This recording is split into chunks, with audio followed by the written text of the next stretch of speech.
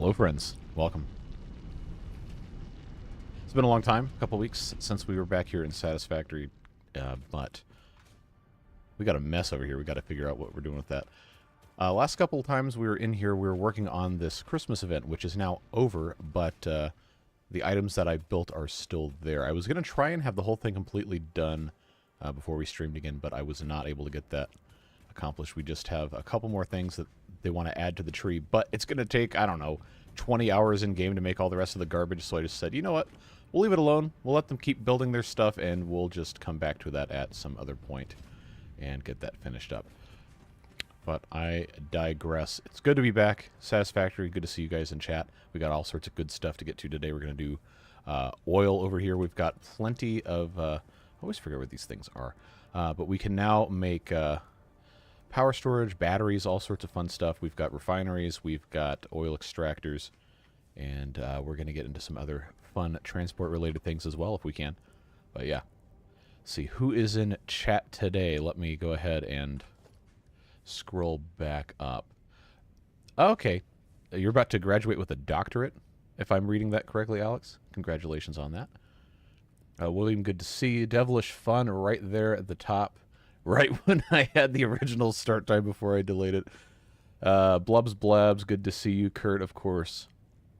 And Luca, good to see you as well. Himanshu, good to see you. Been a while. In live stream, at least. Set to new chat. Okay, well... I don't know why it always goes back. But there we go. Was there always an option to see who's in chat when you click the three dots? Oh. I don't remember that, but I also haven't ever tried to look for it. That's actually really convenient. Oh, and I see Jason's here. Hasn't said anything yet, I don't think. But good to see you as well. Oh, no. Literally just said... just said hello with the my face emoji.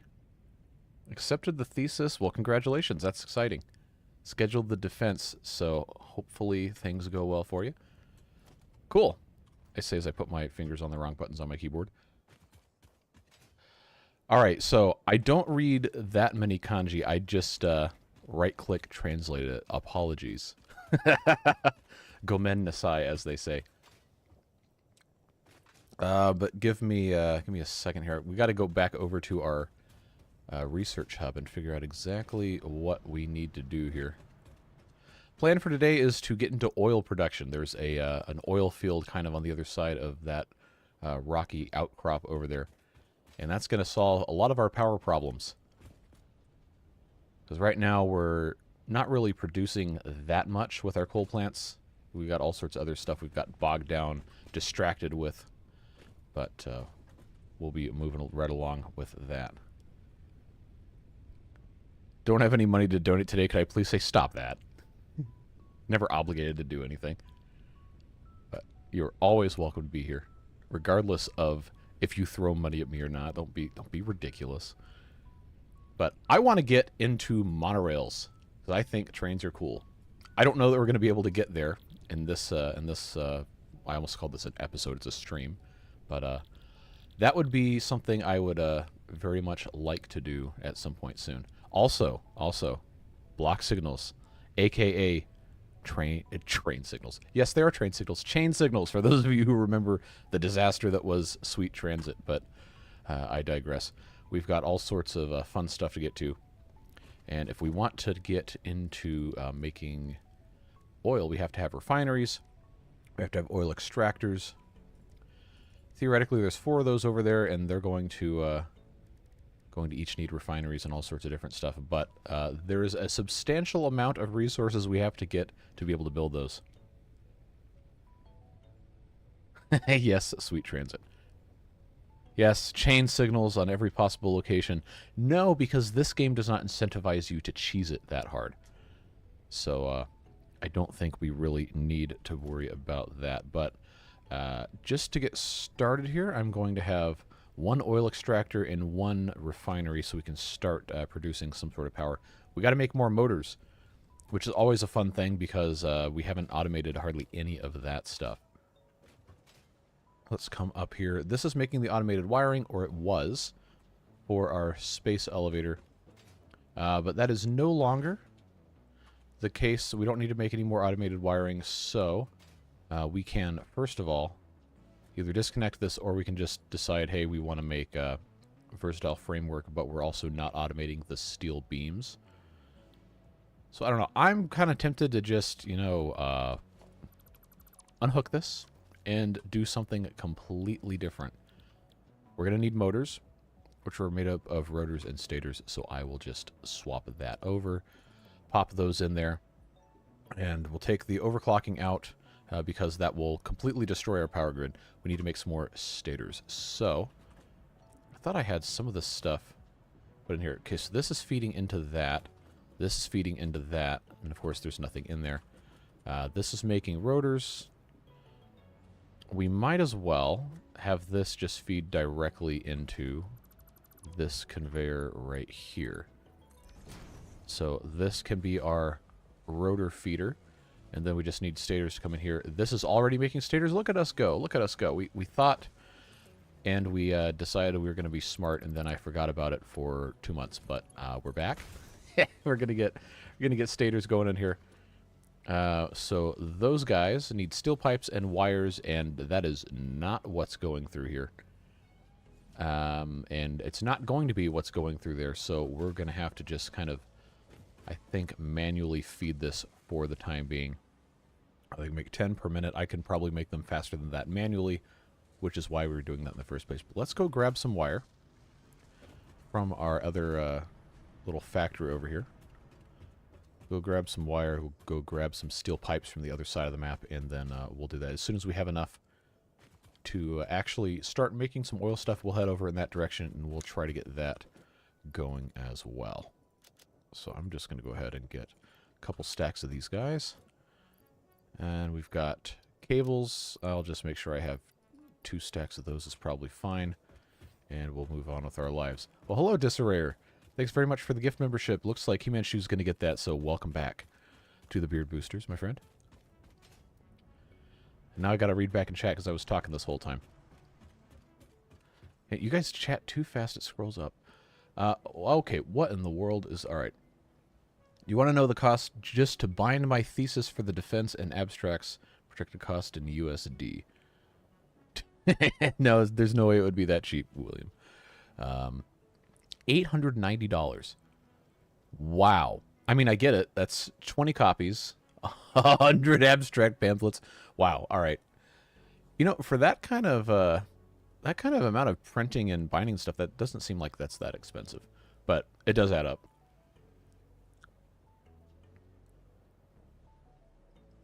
Had to spend about $300 on cars registration. I haven't registered a car in 7 years. And the state I live in, registration every year is $20. But you pay the full sales tax on the car when you buy it now, instead of it being prorated. It used to be called it ad valorem tax, where you'd buy the car and then they'd have this actuarial table that would tell you, in theory, how much your car was worth that year. And then you had to pay a percentage of that every year at registration until the value of the car, according to the books the government kept, was 0. It was confusing. But, no, the last car I bought, I just paid sales tax on it, which was quite a bit, even for a cheap car. But if I am correct, we should have some steel pipes in here. Yes, we do. Yep, so I'll go ahead and take a couple hundred of these, get 400 of those. We need copper sheets, which is not something we're currently making since we are just turning all of our copper into wires at the moment, but we will go ahead and probably manually make a bunch of those and go check out our motor situation a little bit as well. Yeah, but I am also curious about why you need 20 copies of your thesis. Are you defending it in front of the entire faculty or what?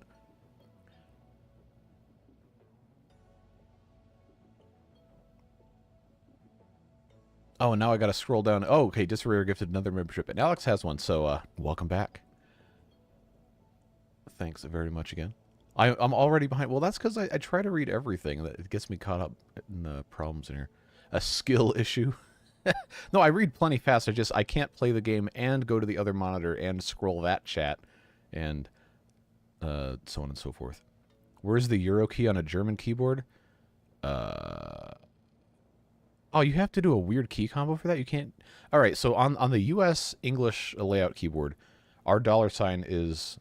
It's embarrassing. I have to look for this. Shift and the 4 key gives us the $. So you would think on a Euro layout keyboard it would be in a similar kind of thing. But I don't know, maybe not, because I know the $ gets used in programming as a user indication, or so. I don't know. What is that? Super user do, whatever the programmer people are probably better at remembering what that is than I am. But I know that's part of that whole thing.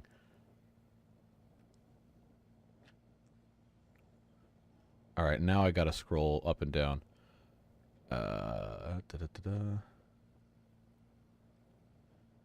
Windows keyboard drivers suck. I don't doubt it. I have no idea why the bureaucrats decided I need to print more copies of my thesis than there are professors and PhD students in my department. Yeah, that seems kind of dumb. Or I need more abstract pamphlets than there are students.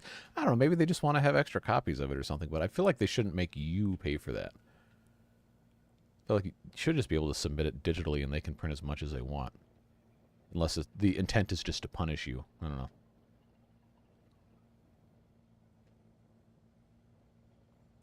Also have a $sign at shift 4. Okay.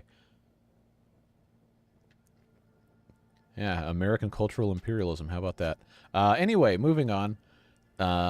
Wait, why are the parentheses different? Run as administrator, but actually, okay. Yeah, the 10 minutes I was considering going into computer science, my friend explained it to me as super user do as being what sudo stood for. Probably not accurate, but whatever. Japanese keyboards are cool. You can get all the emojis at the...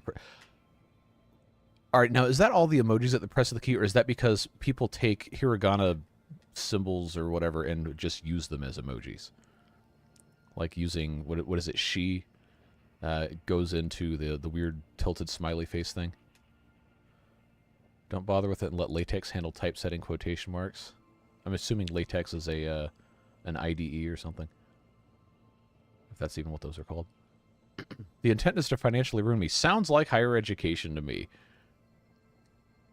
Sudo actually means substitute user do because you can use it to run a command as... Ooh.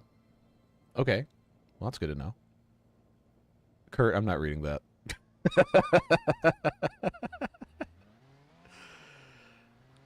That's funny, though.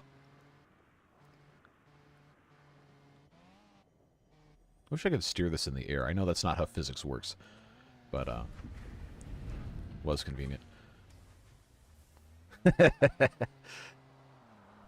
All right. So, now we've got to come over here and check out our motors, see how those are progressing.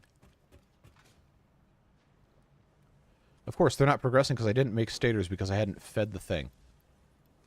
I promise I'm intelligent sometimes. So that'll make 10 per minute. This can accept 10 per minute, so that's fine. That'll be about the same amount of input versus output there. And this will only make 5 motors per minute. Are you serious? All right, we're manually making a bunch of these. Nobody here has time to wait for that.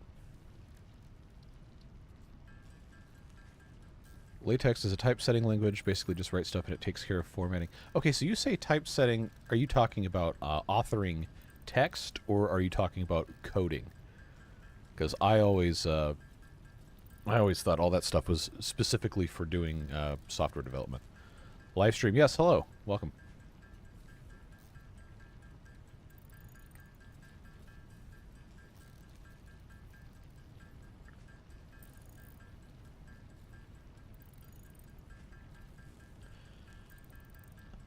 On the Japanese keyboard, it pops up an autocomplete for every keystroke. Okay, well, yeah, because you have so many different things, and you can't have a keyboard with, I don't know what, 2,000 different keys for different kanji, different everything else. So does it also? So is it like syllable based? Because from what I do know about how Japanese as a language works, It's what, like 6 different like basic syllables that you modify with different marks to do different. I don't know how to explain. I'm not a linguist or anything like that, but I think, from my limited understanding, that's kind of how it works. So I guess that would make sense if you have to use the same number of keys as everybody else, because the first people to make the computer keyboard that was accepted spoke in a different language system than you, then I guess you adapt it however you can. But that seems irritating to have to deal with. I don't know. Latex is also very, very, very German. I don't know why that was funny, but I think that makes sense. Typesetting is basically what the dudes at the printing press used to do in the old... Oh, okay, so... Oh, literally setting type. Like, placing the things in an array, in a grid, or whatever. That makes sense. Oh, and Disarray with an ever-gifted membership. Thank you very much. It looks like it's gone to someone. Literally someone. That is their username. So, welcome, someone.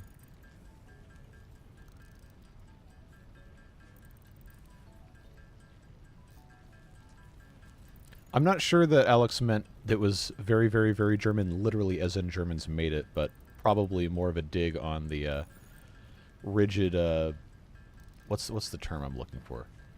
Rigid rules adherence and, shall we say, complex engineering behind it. I don't know. I'm not German. I'm not Japanese. I'm not a programmer, so I'm probably not really qualified to make too many comments on any of this. Kurt, I know exactly where you're going. Don't do it. Japanese uses consonant and vowel pairs. Yep. I know that much. Can't speak it. Can't really read it. I can listen and get maybe 5% of what people are saying.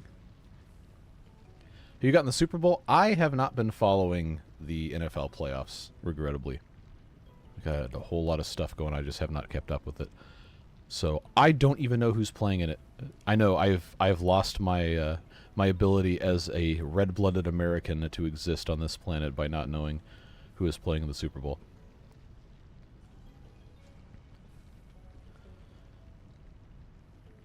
All right, what in the world is... All right, I guess I'm looking up the ESPN app. Let's see. No, it's giving me college basketball, which is what I care about more than the NFL anyway, but... Give me football. Why is it at the very end? So it looks like... Oh, they haven't even played conference championship games yet. Next you're going to tell us you started using metric? I mean, sometimes I do. I spend a lot of time talking to people who are not from the U.S., so I've started kind of adapting my thinking in terms of units in some ways. Championship weekend, it'll be Ravens versus Chiefs and Lions versus 49ers. Well, I don't know. I'm not entirely well versed. I think it's hilarious that the Lions are relevant now. Like you would have told people 10 years ago when I was following the NFL a lot more closely. The Lions were basically just in the basement as far as prestige and accomplishments go. So for them to be possibly going to the Super Bowl is just absolutely objectively hilarious. Good for them. Good for that fan base. Detroit does not have a lot they can be proud of, unfortunately. So hopefully that goes well for them. Not to say I dislike the 49ers or San Francisco, but that's a city that could use some wins. And let's see. Oh, Ravens are 13-4, and the Chiefs are... All right, so I would have thought beginning of the season, Chiefs would have been a very good team to pick for that, but I don't know. I guess I will have to actually pay attention. I think it would be really funny if the Lions went to the Super Bowl and won the Super Bowl. So it's probably not going to happen that way, but that would be quite amusing. All right, so we're going to need some stators in here. We'll just pop that in there. I've got 29 motors, so now I actually have enough to make the refinery and the oil extractor. We're going to have to get some more steel pipes and copper sheets. And one of these conveyors is taking my copper ingots all the way over to the Christmas farm. And it's been storing copper ingots here. So we'll just take some of those out and we'll make copper sheets. Nice and easy. Alright, so give me my copper sheets here. We'll make a couple more of those. Personally, I want birds versus cats, so lions versus ravens. That would be fun. And then Cleveland can get salty. Because, oh, took the... just like that, the exact incomprehensible wailing. Have to be very specific about it and let loose from the what you see is what you get to see is because latex handles that for you. I don't know, man. I just use Microsoft Word. That's what I use for the past 25, 26 years. Seems to work fine for me. But I'm also not a programmer. I don't use Linux. I use Windows like a scrub because that's what I know. How's Meatball? We'll go visit him very soon. Fun fact, the Lions went 0-16 and made it to the NFC Championship game before the Cowboys. That's America's team, baby. The Cowboys. Massive sarcasm there. that is really funny, though. Hey, Roy. Surprised with high school, college, and professional sports, whether it be basketball, soccer, hockey, or whatever. I'm surprised they're still playing high school, college, or professional anything. I don't know, sports are big business, man. And regardless of whatever you might see on TV or people posturing about this, that, or whatever, manufacturing cultural outrage, which is not something we really need or want to get into in a stream because I like this to be a happy environment. But people in the U.S. are still very, very invested in sports. And a lot of people are interested in learning the skills that come with doing sports or other group activities like that, fostering competitiveness and learning discipline and all that. So it doesn't always have to be something that gets people angry or whatever. Kids still play sports. Parents still go to games and scream at referees on a Saturday morning at 11 a.m. because their 5-year-old isn't allowed to play a certain position in soccer or whatever. No. Stuff is still good. People are still good people. Just spend your time talking to people and getting to know them instead of maybe getting upset about stuff. I know that's something that I sometimes struggle with a lot, but I try to remember that at the end of the day, people are people, and we just want to be understood and appreciated by everybody, and I think that's a much more enjoyable way to live my life. But the landscape is changing in terms of what is profitable and what people are going to invest money into, and I think that's probably where you were getting at. So that's definitely something that concerns me a little bit because I do have one of my side jobs is doing college sports reporting, photography stuff, and that has changed substantially in the past 5 years. All right, now I got to read a whole bunch of chat here. People love sports, and that's a good thing. Yep, people love competition. They love any reason to get behind somebody and pull for people or have some sort of affiliation with people by team spirit, or oh hey, I went to school with this person, so that means it's this, that, or the other. I don't know. I like sports. I like college sports. I like following the guys that I went to class with. You see them in class on a Monday morning at 8 a.m. and then Thursday night at 7 or whatever, you go and watch them play basketball, or you go watch them play football, this or that and the other. Or you go do post-game interviews like, hey, are you in my econ class? Like, yes, I am. That's always fun stuff. Oh, and then I'm going to drive off here and I might die. Oh, well. Okay, there we go. We're good. But what I'm getting at is there's oil over here, and we have different stuff we can start mining over here as well. There's copper. I don't know if this is a pure node. I kind of want to... Normal. Okay. Let's not get eaten by the weird antlion things. But we could set up other factories over here as well once we get over into the oil production area, which I'm actually not sure where that was. Let's look at our map. Okay, so we are basically directly north of that now. So it is right in this area. Golf has lost its flair. Well, I never liked golf in the first place, so I'm probably not the right person to talk to about that.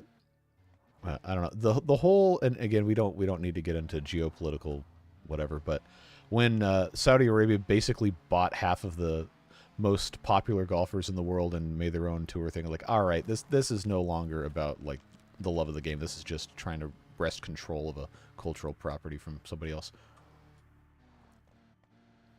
All right, so we should have, I believe...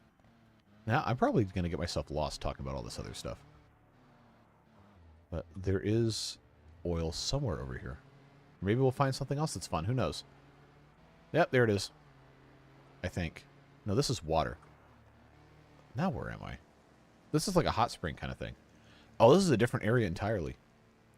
But that's... okay, that's going to be a geyser we could get some sort of steam from.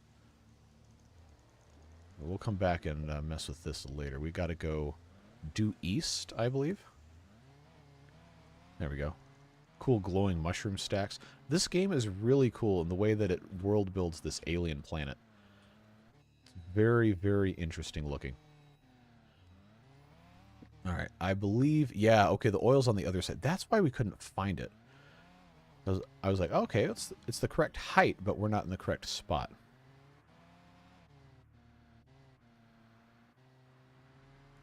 All right, now I've got to scroll back up and chat again.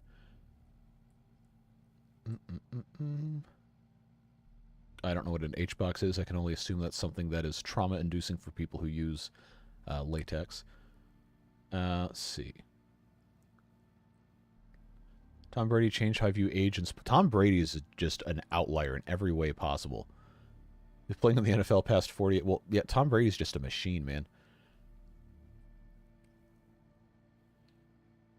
And talking about like LeBron James he started playing in the NBA in 2003 when he graduated high school, and he's still one of the best players the game has ever seen at his age, with all the load management or whatever that we do. Like, I don't know, some people are just built different, man. It is unbelievable. No, I'm not going to get the hot spring stuff. I don't have the stuff to get it. That's a different train of thought and different set of technology I haven't researched yet. LeBron is a freak athlete. You are correct. We gotta get these guys out of here. All right, so that's dead. Where's the other ones? I think that was the alpha. So we can come in here and completely miss. Yeah, shoot me with your plasma spitter things. Come on. Get back here. Where are you going? Where are you running away? There we go.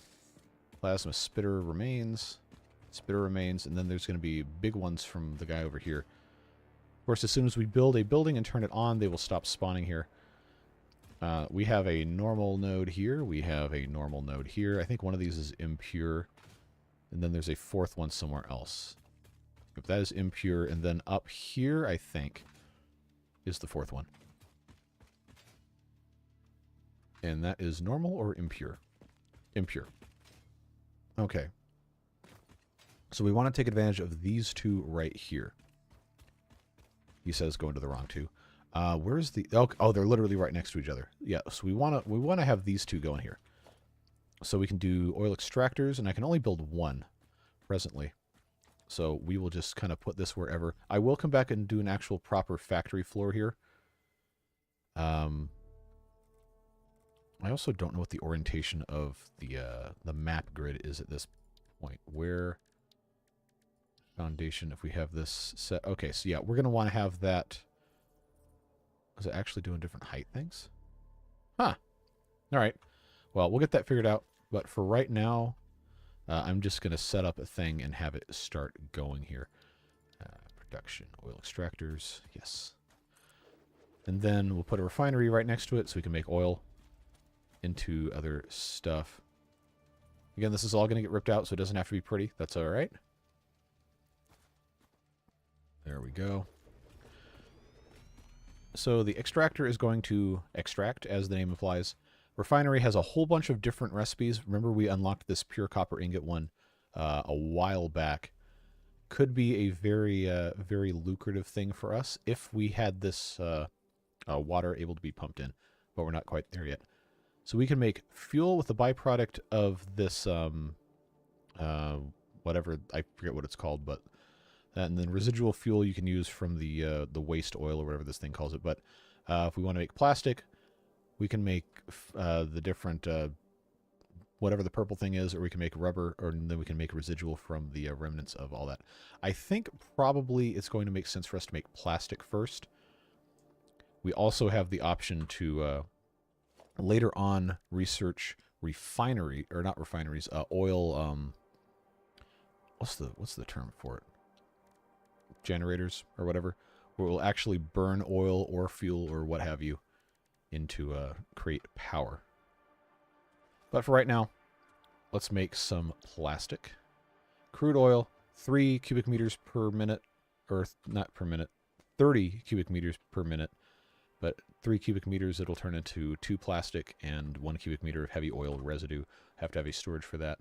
We'll want to make buffers for this fluid buffer, just to keep things in check a little bit. It doesn't really matter where you put these, but I put this a little bit too close for my liking, so I will move this. Again, this is all going to get removed, so we don't need to worry about it looking nice.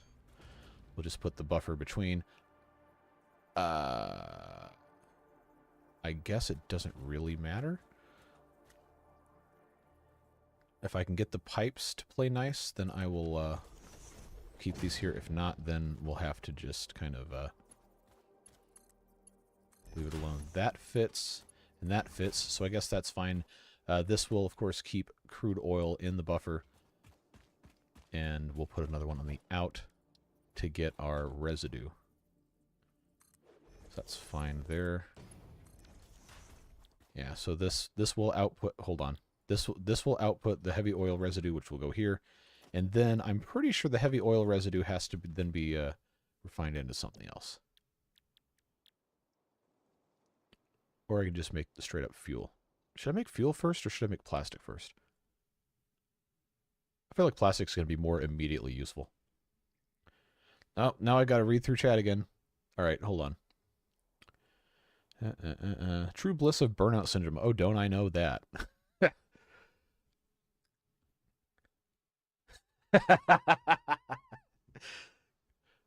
Kurt says, JC felt bad for not knowing the Super Bowl team, so he decided to kill the wildlife in order to extract oil.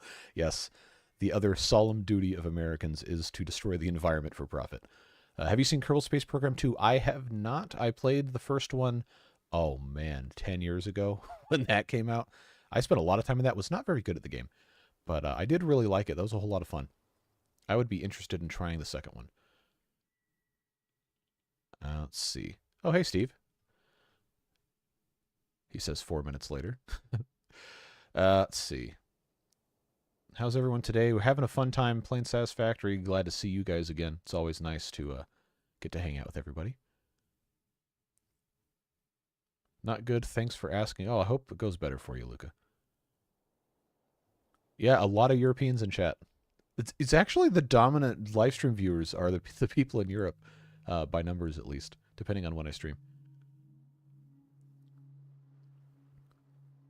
All right, I think I've just about caught up here.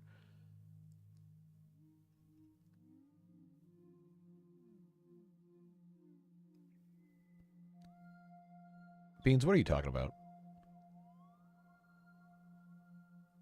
How did I get your name wrong? I didn't get your name wrong. I didn't even see you were here. Left off the N.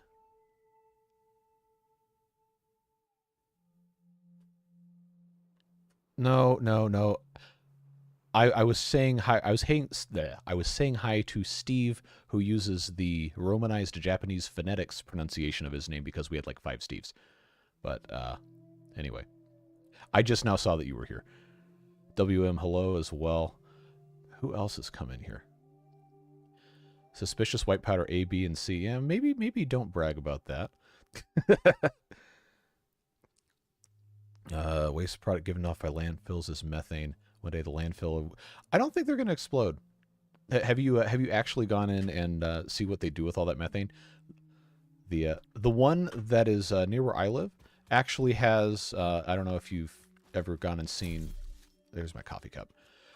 If you've ever gone and seen like where they do like oil drilling or whatever, they'll have stack that has a flame coming out of it. That's burning off all the excess gas. But the landfill in Atlanta, by where I used to live, actually has a plant that converts that methane into fuel for the dump trucks that they send out. So they actually are capturing most of it, and they are refining it and using it. But they do produce a lot of methane. Now, that's not to say the people that manage yours are not completely incompetent, and it might actually be in danger of some sort of horrific methane explosion, but a lot of the time they do actually do stuff with those.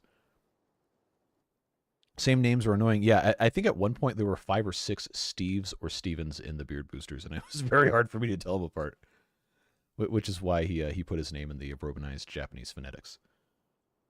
I also produced a lot of methane, but you guys are funny. One day the landfill will explode and rain garbage and trash on everybody that put trash in the landfill. Well, maybe that's a lesson not to throw so much garbage away, huh? Anyone watched Way of the House Husband? No, but I've had that recommended to me many times. Fart jokes, thumbs up. Absolutely. It's like one of the last like truly agreeable things you can do on the internet and people not get like super offended by it. Love good stupid immature humor that doesn't come at the expense of somebody else. That is something that I cannot stand, is when people take advantage of other people for humor in that kind of way. Something that cannot easily be fixed. Don't make fun of people for things they can't control. But fart jokes are always okay. All right, so now we have, after much delay, we have output for plastic and heavy oil residue. That's all going in there. And then all we have to do is hook this up to power. The bad thing is we're a pretty far away from actually connecting to any power. So what we're going to want to do is build power transmission or whatever.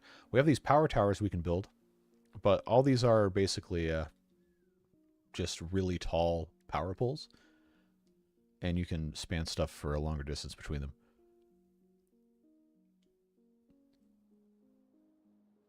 Let's have a no one is allowed to get offended stream. I feel like that's probably impossible given how people have different preferences and understandings of social conventions, but it's a nice thought. I heard it wasn't methane that people release, it's hydrogen sulfide. That might be true. I don't know. I'm not a emissions scientist, I guess you could say. You're offended. All right, let's not go too meta here. Methane sometimes. I know cows is like mostly methane. I think it probably depends on what people eat, but it very well could be the hydrogen sulfide.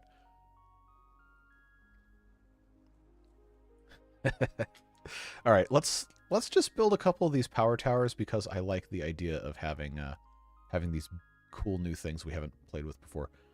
So I'm going to build the ones with the platforms because we can climb those and look at stuff, and that's always fun to get up into a higher position and look at the natural beauty of the area that you're exploiting for profit. Okay, so space elevators that way. We're going to want to go up and over the hilltop here. We could, I think, I don't know why I tried to jump up to see more. That's not really how this works. But we could connect through the top of our Caterium area and just connect power that way. So if we're going to do that, we're going to put a thing here. Long term, we probably want to just have this. I wish I could just align this to a specific way. But if we have that set up like so, this should... Come on, let me click the right button. That has to go to... Oh, I see what it is. Now we have to connect to the bottom of this, and that means I have to rotate this again. That's fine. We're going to learn one way or the other. So this has to actually be set up like a real power pole. I see how it is. We put that there. Does it actually touch the ground on all four? Looks like it does. If we climb up, let's see what this looks like up top. All right, so this goes all the way around.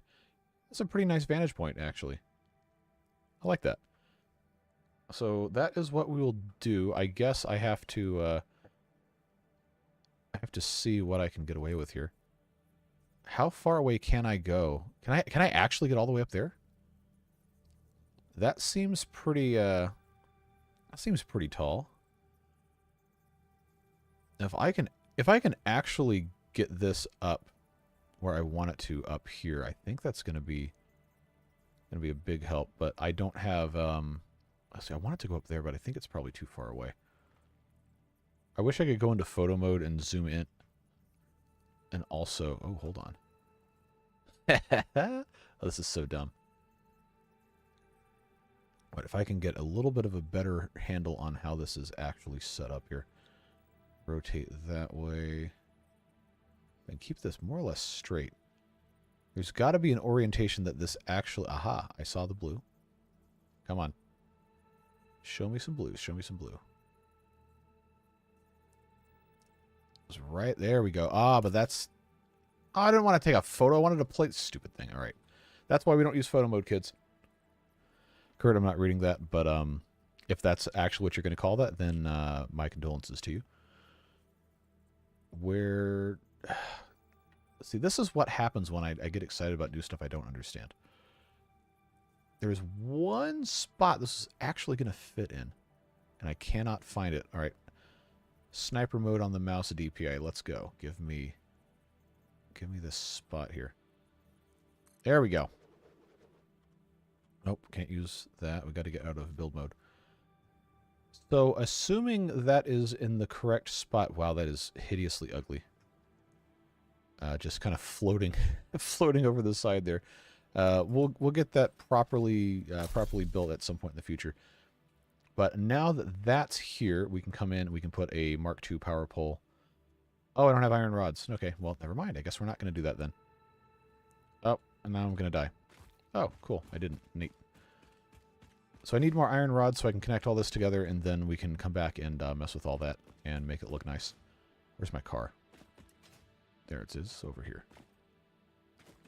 And then we can start making plastic, and we can make some containers and start doing stuff, and then we can switch it over to make fuel. We'll build a second one that will make fuel. Oh, you know what? I shouldn't have built this like this. There's another one of these over here I just completely covered up. Oh well, we'll fix it.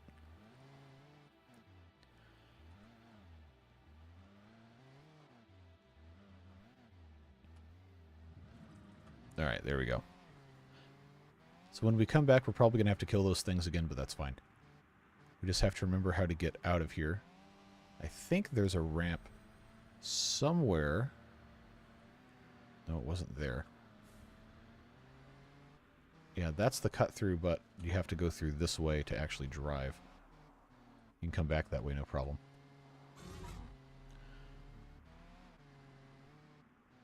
Alright, so our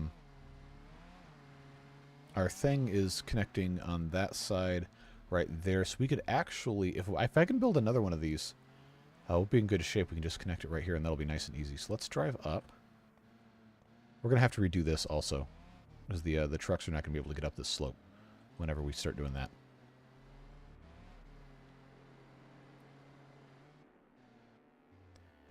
Kurt's being the weird neighbor. Stop being the weird neighbor, Kurt.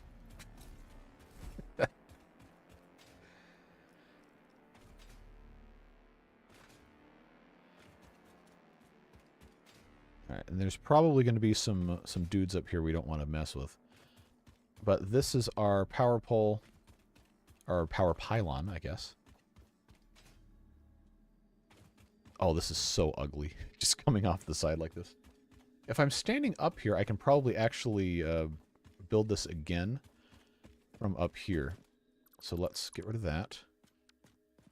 Then find ourselves a more suitable place. Can I actually... Uh-oh. Oh, I might have screwed myself over making this inaccessible. Don't fall off. Don't fall off. Need to hook this up to a... Yeah, I know. All right. So that's what I get for being stupid here. But what we can do is we can come out here and we can kind of fit one of these things in here to where it's going to allow us to actually connect to something. And then we can just build on that from below. So if I can get this to be orientated, that's not even a word, oriented in a nice way here. Player's in the way. Yes, I know. I know. We're working on it. I'm trying. I'm doing my best, even if it's not very good. There we go. 4 meters. Rotate that way. Come on.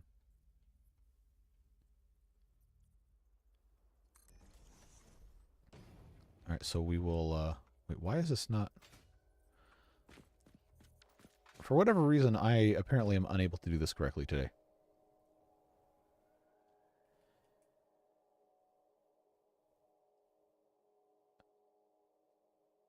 What in the world are you guys talking about? Don't... Alright, chat, do not accept candy from Kurt. It's probably not a smart idea. Roy says, I believe you're a very smart person. You have a very good memory, but you're going to deny this. Sometimes I agree, sometimes I don't.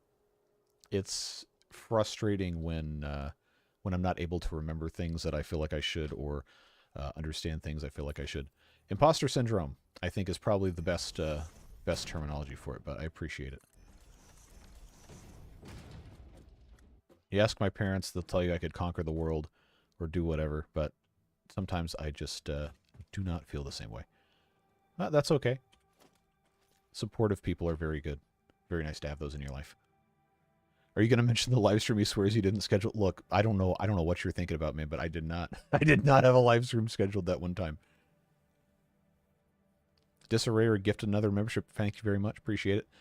Ah, yes, Beans has received the membership, so welcome back, Beans. Alex, what in the world are you talking about? Do I even want to know? Do I even want to know? I don't know that I do.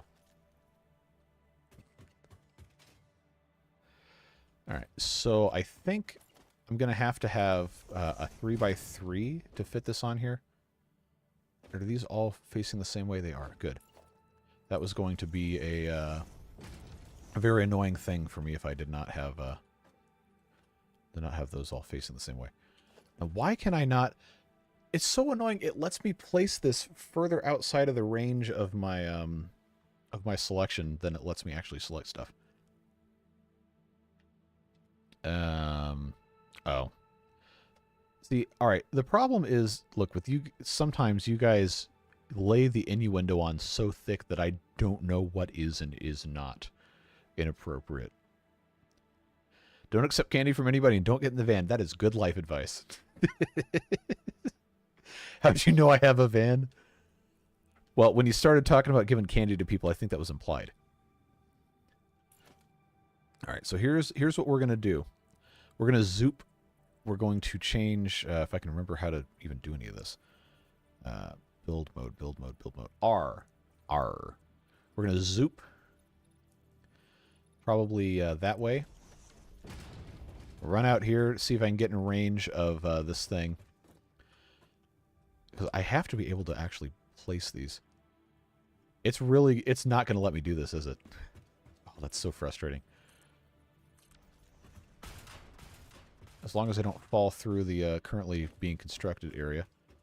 All right, now I am much closer. Now I can actually... Yes, there we go. Now I can actually get this built here. And I can come up to... I can just walk up here, actually. Yeah, we'll come over here this way and then plop this up here as long as it's still in range. Although... O'Reilly Auto Parts, etc. This... is the wrong thing to click. I had to click the cable thing. This is why I don't make videos on Satisfactory, because I'd sit there for 3 weeks editing one video. Because of all this stuff I'd have to come out. Alright, now I gotta have... There we go. Connect to the top. That's what I wanted. That's what I wanted.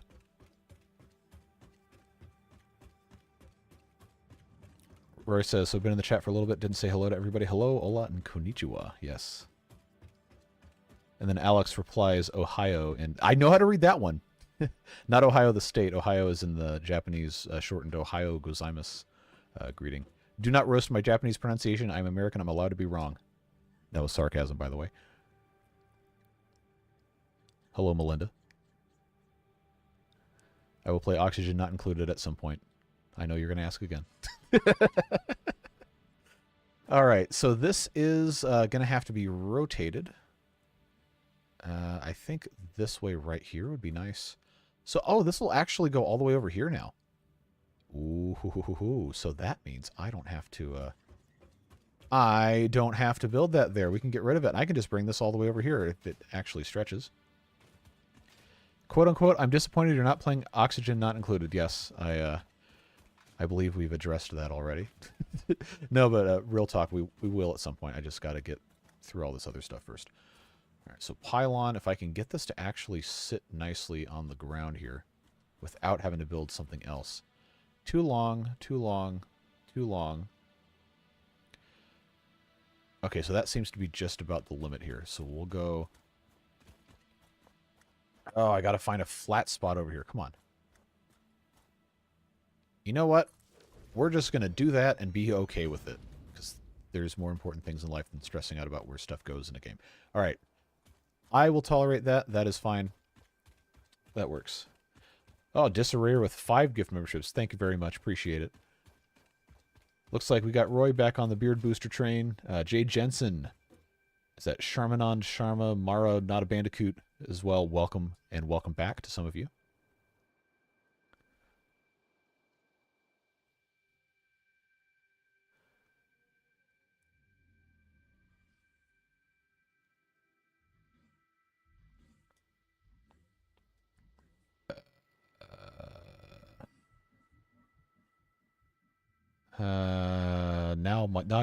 Now Alex is melting my brain with Japanese character pronunciation. G, not J. Oh, it's hard for me to see it on the computer monitor, but I recognize the base character is what, Chi or whatever, and it has the, I can't tell what kind of accent mark that is. It's just so stinking small. But okay, that makes sense. G, not J. Or is it Gi? I don't know. I can't speak Japanese. I can read like a fifth of it. That's it. Oh, where? Oh, that wasn't even something you said before. Then what am I looking at? Okay, you confuse me, because remember, I'm a simple mind. Oh my god, Kurt. You can't. Oh man, you're gonna make enemies talking like that about your exes. So your name will come in Timberborn. Yes, you will be added into the stream to the list of names that the game picks from, like all of the beard boosters before you. Hard G rather than soft G, so more GH. Well, that doesn't seem like a hard G thing. I don't know. Other languages escape my brain. Oh my god. All right, moving on. Let's get rid of this weird whatever thing here. I've got a mass to dismantle. If I can actually select this, there we go. Get that last one on the end. Oh, I was holding down the wrong key. Good job. All right, so that's that. Let's just get out of here. Then we can mass dismantle all of this to where we don't actually fall down and die. First G in garage. Okay. Just had to ruin the joke. Sorry. Sometimes I have the social awareness of a walnut. I thank you for understanding in advance. All right, so now we have the power coming over here. We just have to get some more iron rods so we can build the thing down there. I'm glad this reaches further than I originally thought it would. That's nice. And we get to use the new items from Update 8, which are always fun as well. So if we want to have this connect somewhere else, we have to have another one of these. Probably is not a bad idea to have these anyway. So we'll just keep on building a couple of these in different spots. Also sometimes have the social awareness of a walnut. I understand completely. It comes with the territory sometimes. Okay, so the wire is too long here. Oh, but it's going to let me build it right here. Okay. But I don't want to come through that. All right, if I can get this... Yeah, there we go. Maybe right about here. Oh, it's not... It's... Oh, jeez. Can I put something underneath it? I can. All right. I just have to line it up, it seems. Yeah, so the 1 meter foundation, I think is, okay, that's, well, you know what? You know what? We're going to leave it alone. We're just going to leave it alone. Connect to the front of that building on the power line. I probably shouldn't have the power line connect directly to the building. The building probably should connect to the bottom of this. But I need to make sure this isn't going to suck up all our power as soon as this turns on. So I don't actually know if this is connected or not. I just know that it's connected down here. So probably what we need to do is I need to have another one of these come down the hill this way, or possibly over here. If I can get this to actually aim somewhere. Yeah, so that's not going to play nice. I've got to come in this way. There we go. How long are you planning on streaming? At the absolute latest, another 2.5 hours. I can have dinner at 6 my time. So I probably should try to go as long as I can, because it's been a long time since we've streamed, and I'm not going to be able to do it next weekend or the weekend after. During the daytime hours, at least. So we'll try and get some good stuff done. All right, let's get this hooked up here. I got to figure out if I can get this to sit nicely down there somewhere. Where is the, where's the ladder? I can't see the ladder. So this is the problem I get myself into here. Ladder's on the close side, looks like it, yeah. So there's not very many flat spots to actually attach stuff down here. That is sitting right there. These don't have to be straight either. But it's always nice when stuff makes sense and sits nicely on things. I think, at least. So if I put that there, is the wire going to clip through anything, or is it just going to look really dumb? Oh, okay. You know, we can live with that. I think that's fine. So then we'll go down and we will attach another one of these, maybe closer over there on the way to the coal plant. I like this new building. This is such an improvement from before. I think that is fantastic. So let's go ahead and hook this up. I do have the cables. I know I have that. So we'll have this come out of the bottom here. Nice and clean like so. Although I wish it didn't go through this mesh here. That kind of looks weird. No way to zipline. You can. You can zipline along these. I don't think I have the... I do. I have the zipline. But I don't think I can actually jump onto the cables unless... Let me make sure there's nothing in here that I actually want to... Oh, hey, supercomputers. Nice. Let's try it. I forgot I had this with me in my bag, but if I can actually zipline along this, that's going to be fantastic. All right. I don't even know how to use this. Oh! Okay. All right. So I got to hold it down is the lesson here. Zipline into Godzilla's mouth. I guess that's a Japan thing. Oh, look at this. This is so cool. Oh, man. This is awesome. Please don't do this in real life. You will electrocute yourself and die. And not in the fun way. So this is just going to dump me off, huh? Yep, okay. That is cool. Oh, I love this game so much. That is, that is super cool. All right, how far can I go here? Wire is too long.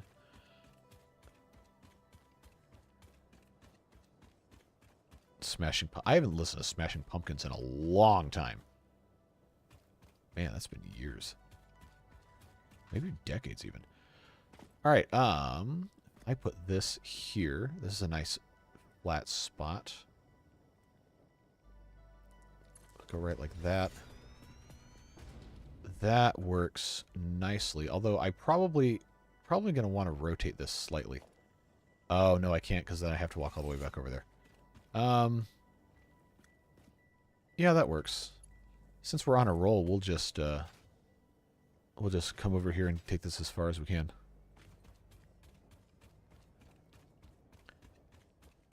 You'll be fine and do that in real life. The issue is when you're... Okay, yeah, because you have to bridge between whatever. And if you're walking on the cable, you're not actually going to bridge a connection with the ground because you're too far up. Yes.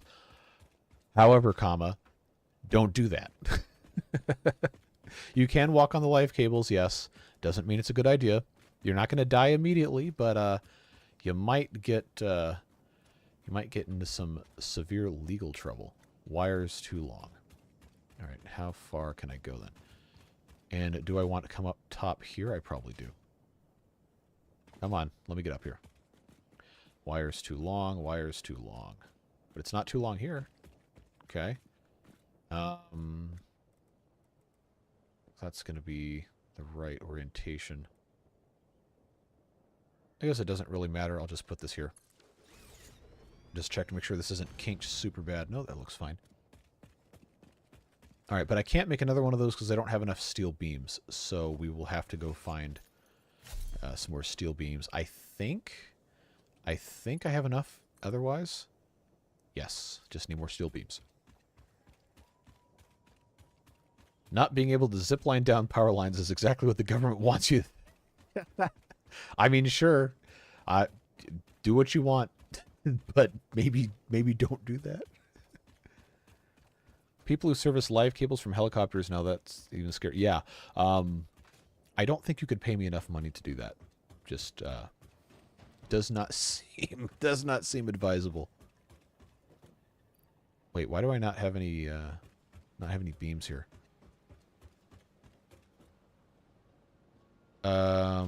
Oh, I unplugged this whole thing because we weren't generating enough power. All right, well, I guess that means we will just oh, that's an iron ingot. I didn't want one of those. Oh well. Where's the coal? I already have 200 of those. Do I have steel ingots? No, I don't. Why do I have... Oh, that's the alternative recipe that I can't make outside. All right. I played myself.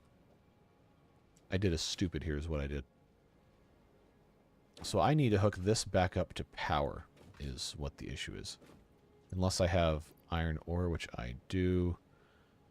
No, nope. I don't need to mess with it. I just need to hook this back up to power. How do I connect this? What did I... Oh, I just completely got rid of that.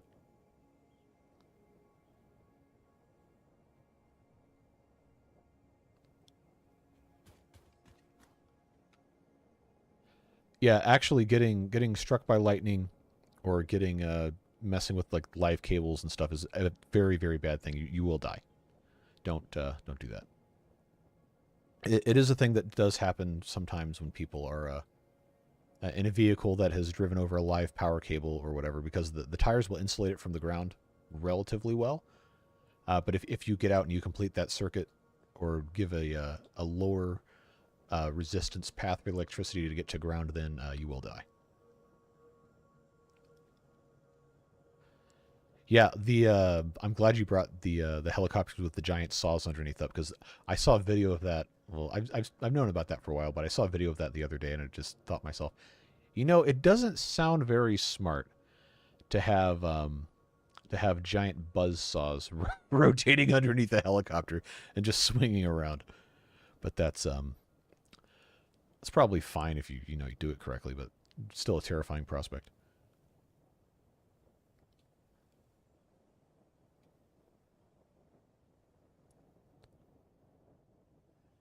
Completely inept when it comes to electricity. My dad is an electrician. He made me promise never to... It will kill you very quickly if you do something wrong.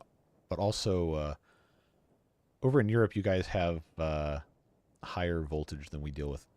Even though theoretically the American electrical grid is 230 volts or whatever the thing is. In our homes, it's 100, 115, 120, 110, whatever. It's like 8 different variations of it, but... if you look inside the electrical panel, it's split up differently. That's why we'll have our electric dryers and our stoves and everything will be 230, 240, whatever. Because that's what actually comes into the house, but you split your breakers up to... I'm not an electrician either, but I digress. 220, yeah. See, this is what bothers me, is there's so many commonly accepted... Here we go again. It's like time zones, but with electrical standards. There's so many different... What was I doing? Was I connecting this to power? Probably. There's, like, we will use 120 volt to talk about our electrical grid, But then half of the stuff you buy will say it's good for a 115 or 110 or whatever. Like, why? Just use 120 because that's what comes out of the wall. American grid is worse than anything in Europe. It's so badly maintained, outdated. Well, not that Texas grid is poorly designed, maintained, whatever. They always have problems. The rest of the American grid, by comparison, is like basically perfect. You want to talk about weird, Mr. I'm in Japan. You have two different electrical systems at different frequencies. You got 50 hertz and you got 60 hertz in different halves of the country.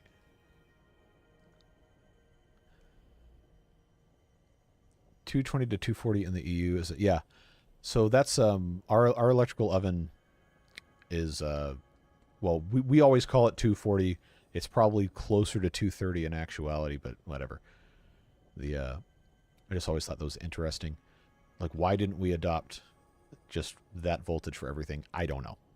But it does allow us to have different phase connections, whatever. I don't know. I took 9 weeks of electricity theory in high school physics because that's how long the unit lasted, and that's pretty much all I know. And then whatever else I absorb through osmosis on the internet.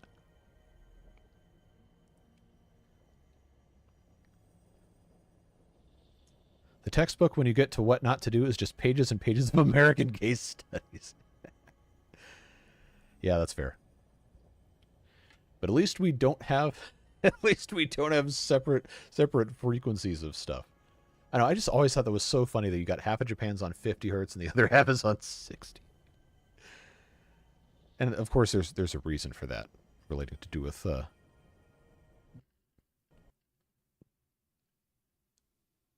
did the game just crash?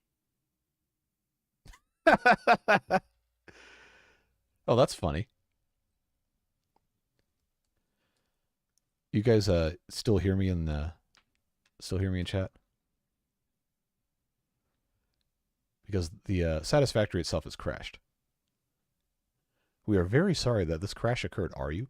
Our goal is to prevent crashes like this from occurring in the future. Please help us track down and fix this crash by providing detailed information about what you were doing. So I was playing the game. Well, actually, no, I was talking about Japan's electrical grid, and then the game crashed, so I don't know what that has to do with anything. What is the fatal error it's telling me about?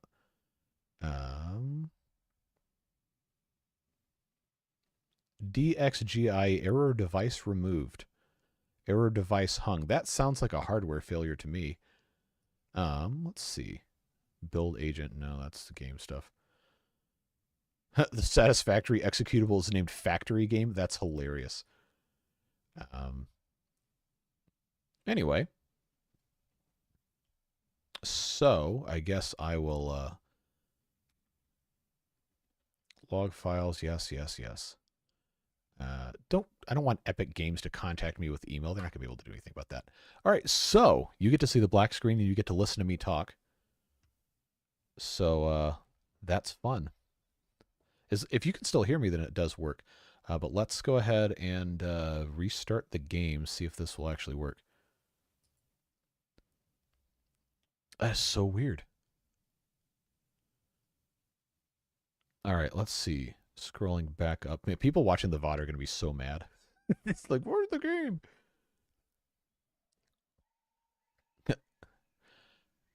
Jason says, Big Japan Energy trying to silence you, unplugged the wrong device.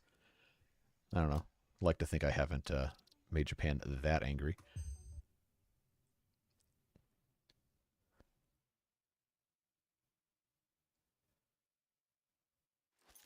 All right, so you should be able to see again, I think.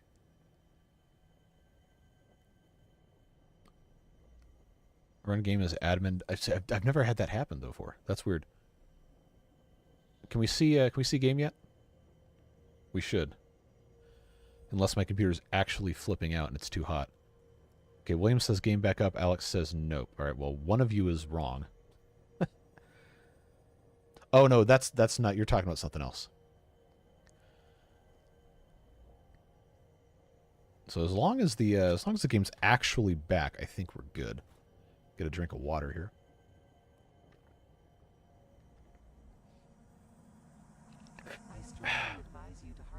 Cool.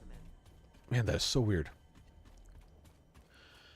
All right, so what we were doing was I was going to get more steel so we could do some more of these pylons. And I believe I have some sitting over here. Hydrate or dihydrate, absolutely. So this has... Oh, okay, we do have some steel ingots just chilling here. No, I don't want to configure the constructor, I want to get the steel ingots. So I think that's it. I probably can only make a couple of these. Then I have to find, how's this set up? Okay, good. This was using the ingots. I just don't have coal actually going into this. So probably should just go get some more of that. But if we come over here, hey, MP3's here. Had to leave and come back. Well, it's working now. Well, ostensibly because you were talking about it. Steel beams. I can make one. We're gonna have to go get more. We're gonna have to go get more coal. Let's go ahead and make these into iron rods since I already have them.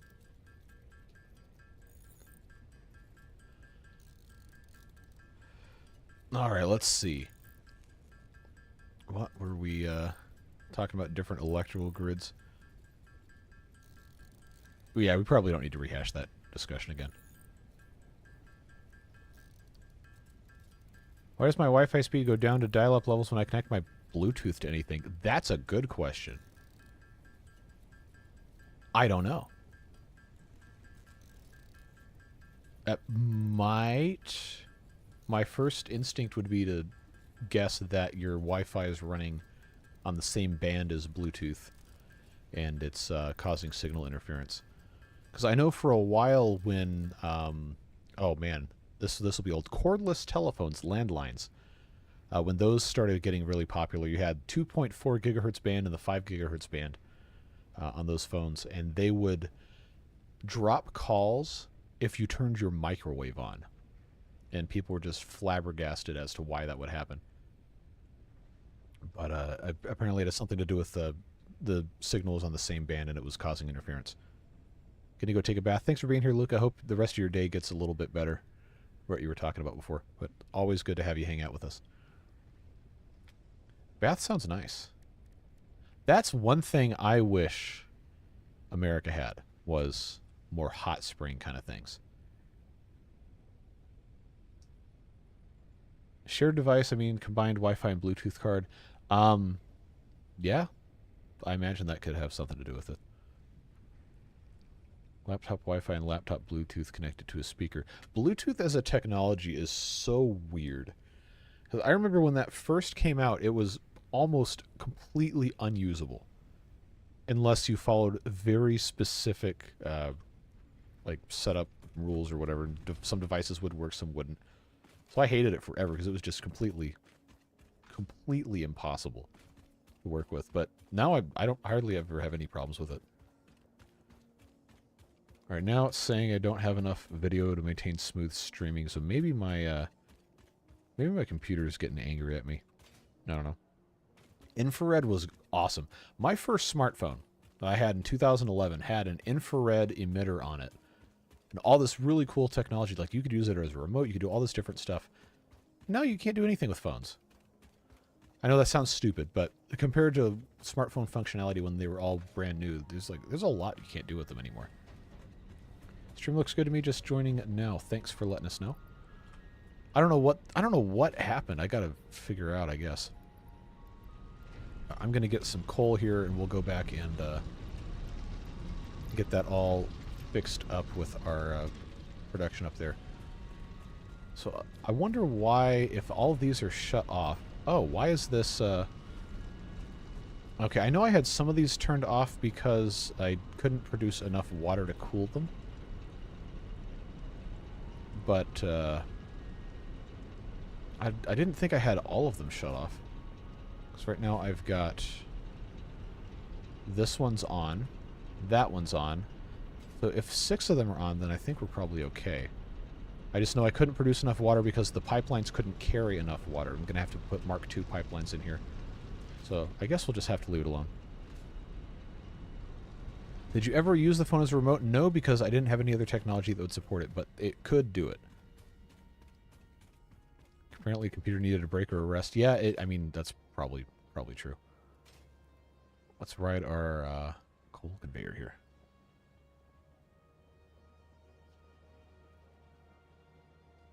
Now, there was this era in computer and phone technology where they were just throwing a whole bunch of stuff at the wall to see what would stick. And you'd end up with some really cool stuff. I think it was 2005, 2006. We bought a computer that had, I think it was called Windows XP Media Center Edition. And it had a TV tuner in it. Like you could plug your coaxial cable into the back of the computer, and you could watch TV on it. And it would just record stuff. It didn't care about, oh, you can't record stuff because that's piracy. No. You just, hey, tune to a channel and hit record, and you could DVR or whatever. And it would let you drag the files into Movie Maker or something. So I don't know. There's probably some sort of legality issue with that as to why that's not a thing anymore. But I just thought that was so cool. You could have your computer watch TV in 2005 or 2006 or whatever, and it had a remote that would come with it that would also control other things like your TV and your sound system and your cable box and everything. Like, man, this is the future. And then they just stopped doing that with computers. So like, whatever.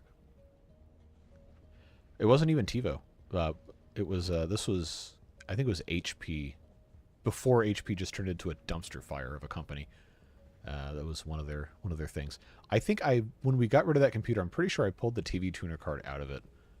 I was going to put it in something else, but it used a really old connection standard that I couldn't duplicate anywhere else. It was still PCI, but I think it wasn't going to be compatible with the newer stuff I had or whatever. There's some reason I didn't use it. I just thought that was super cool. I could plug my Xbox into the back of it and record video from that. Back before that was back before streaming was a thing at all, or even Justin TV existed, which was the precursor to Twitch. That was cool. Miss it when OneDrive synced via a folder. No, mine still does. My OneDrive syncs with a folder on my laptop. I can't get it to play nice with my desktop on the same Microsoft account, but that's something I'm just going to chalk up to Microsoft being incompetent and choose not to actually think about it any more than that.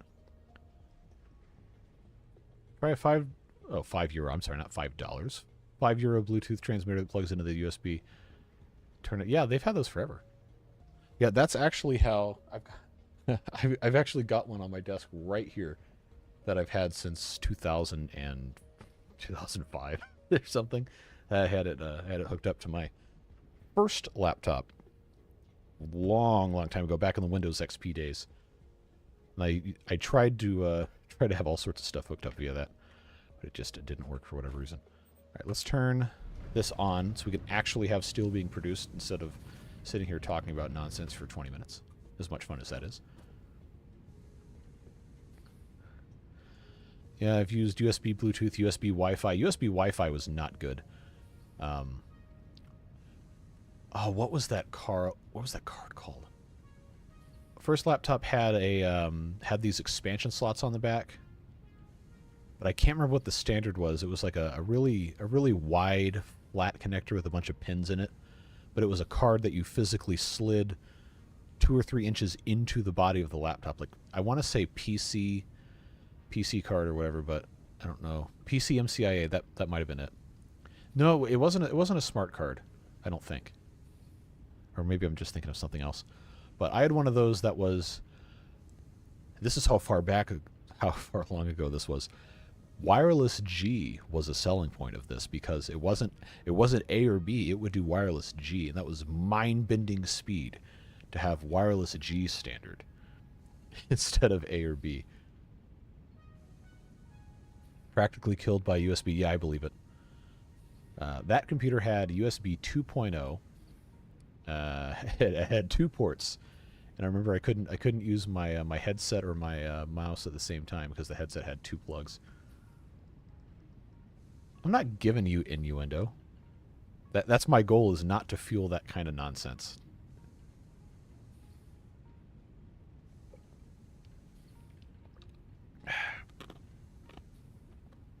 Crunchy ice. All right, I have steel ingots now, which was the entire point of us doing this whole thing. All right, give me the rest of this. I need to make steel beams. How did I get back here? Okay. Interesting. Yep, we got to actually make something here.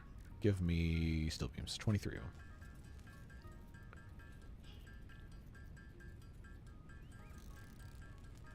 Yeah, we'll do a couple more pylons. We can get everything connected nicely together, and then we can have the whole power grid sharing all of its stuff. Let's come grab some more of these, make a couple more beams, and then go build those. Let's see, what else? Because now you got me thinking about all this old computer stuff that was really cool.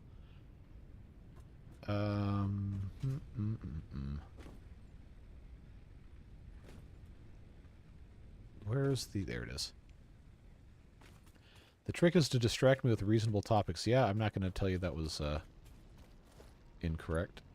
Give me this. There we go. So I'm just going to run this directly over to the coal area. Playing a game where you could spend half your time trying to get your... Oh, okay, all right, all right. You almost got me. Almost got me. But I'm not that stupid. Not today. Not right now. Am I going to be able to climb on top of this? Probably not. Is this even going to want to go up here? Still remember my dad's old Tandy.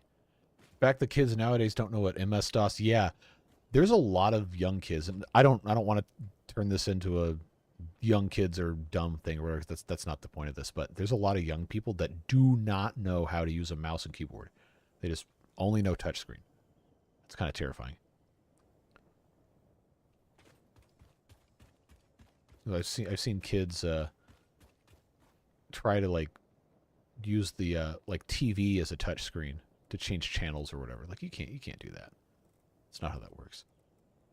Can I get this to go any higher up here? I feel like I can. I just haven't been able to get up high enough. I gotta figure out if there's a way for me to jump on top of this without having to get rid of this, because then I have to walk all the way back over there. Okay, well the CDs I can understand, because CDs have been pretty much completely obsolete for the last 5 or 6 years. Like, my computer I'm using right now does not even have an optical drive and never has had an optical drive. I've never needed it. Alright, so this can actually get up here until a certain spot tells me the wire is too long. So if I put this here, this might actually play nice, might actually work. If I do that. Alright, so I think I'm going to build one more of these. And we'll put it right next to this.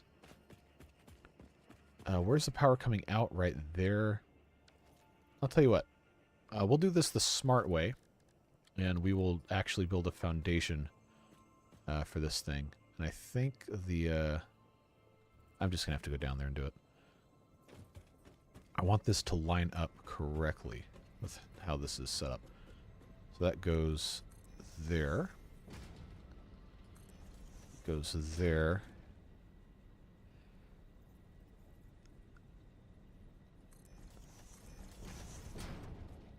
So we'll leave a little bit of space for vehicles to drive through, should we decide we need to do that. And then we'll just have this be right here. Nice little pad. 3 by 3 should be enough space, I think. Not going to let me get away with that, are they? So we'll come back and put this in. Yeah, Best Buy is getting rid of DVDs, and they're getting rid of physical games as well. That's one that scares me more than CDs or DVDs, because video games, especially with how stuff is set up now, are trending in a way that is you will own nothing and be happy about it, which is a little concerning.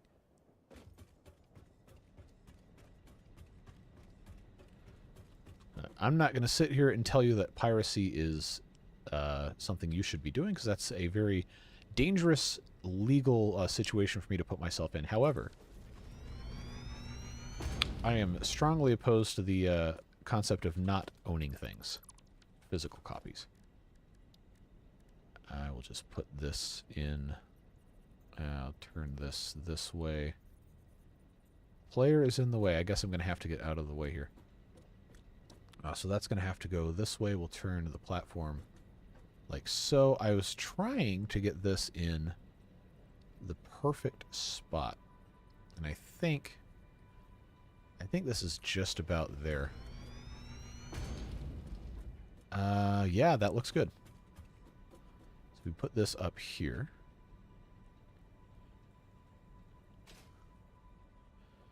Can I actually get this connected, or am I going to have to go...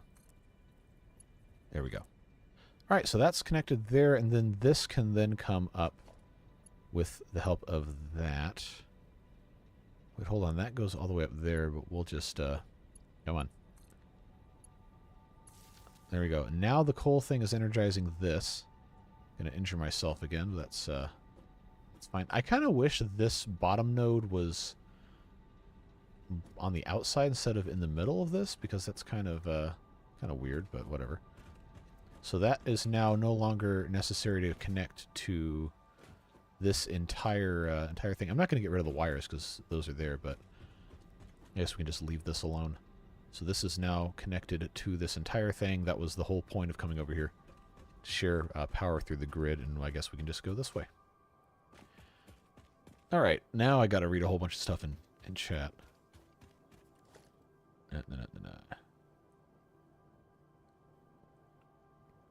CDs, DVDs pretty much gone. Yep, I haven't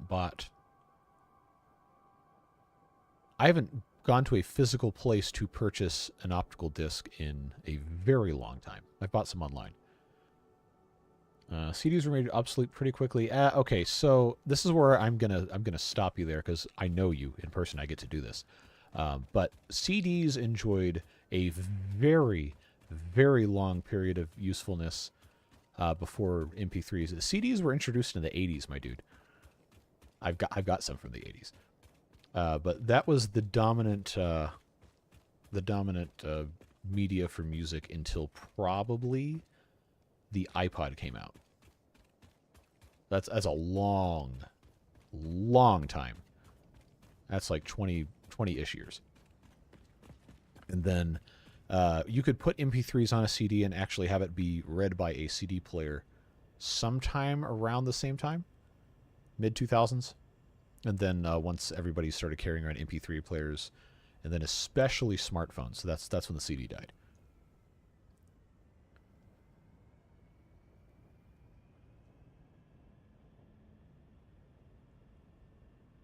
Yeah, Best Buy getting rid of CDs, DVDs. I think I talked about that. Physical media has been region locked. I mean, yes, but also not really in that many ways that are relevant. Unless you just... I guess probably a good example is people who import like anime DVDs or Blu-rays or whatever. Obviously, Japan's going to be a different region from say the U.S. or Europe or whatever. But now there's a lot of region agnostic players and stuff, and so it doesn't really matter anymore. You know what the nicknames for trams are in Japan? I am not going to be able to pronounce any of that. Well, I know Densha is train. Chin-chin, whatever. Is that like a diminutive, like a cute reference thing? Yeah, region lock has been cracked for decades. Yep, that's what I was going to get at. Oh, man, there's so much chat. Lock the hologram with H. I always forget that's a thing. Let's see. Cassette. So here's the thing about cassettes. I know we're several minutes behind. Cassettes also kind of coexisted alongside CDs for a long time. But the cassettes started falling out of favor in terms of like being put in cars in the early mid-2000s. And I think the last time I would have purchased, I don't know if I ever personally purchased a cassette new. I bought some used ones. Let's see. What was the overlap of cassette and CDs? Substantial and considerable. cassettes succeeded 8 tracks. But I'm pretty sure cassette would have been something that would have been popular maybe starting in the late 70s, early 80s. And then CD probably wasn't super popular at first because it would have been very expensive. But when I was growing up in the 90s, that was what you bought at the record store was CDs. You could find cassettes sometimes, but it was almost all CDs. Physical media is coming back because people are not willing to spend for stream. That's what I'm saying. Like, I don't want to pay $150 a month just to have access to like 8 different streaming services when we were already paying that much for cable and you had access to more stuff. But cable's linear programming and nonlinear programming is just vastly superior for almost everything except sports.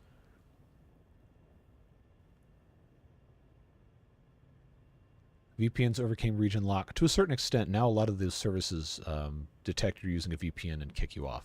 I know Netflix has done that a couple times. Physical media is coming back because, okay, well, physical media I feel like it's kind of, I really need to actually play the game. Physical media is like one of those things that's kind of at the intersection. What was I even doing? I forgot. Because that's something that makes sense, I guess. Oh, I was going to build power over to the oil stuff. That's right. I needed to make another extractor and another refinery so I could make actual fuel. Motors. That's what I was going to come check. I just didn't tell you guys about that. All right. Here I got 41. That's enough. I need encased industrial beams, which is concrete and steel beams. I have 1 steel beam, so I need to go back over to this side.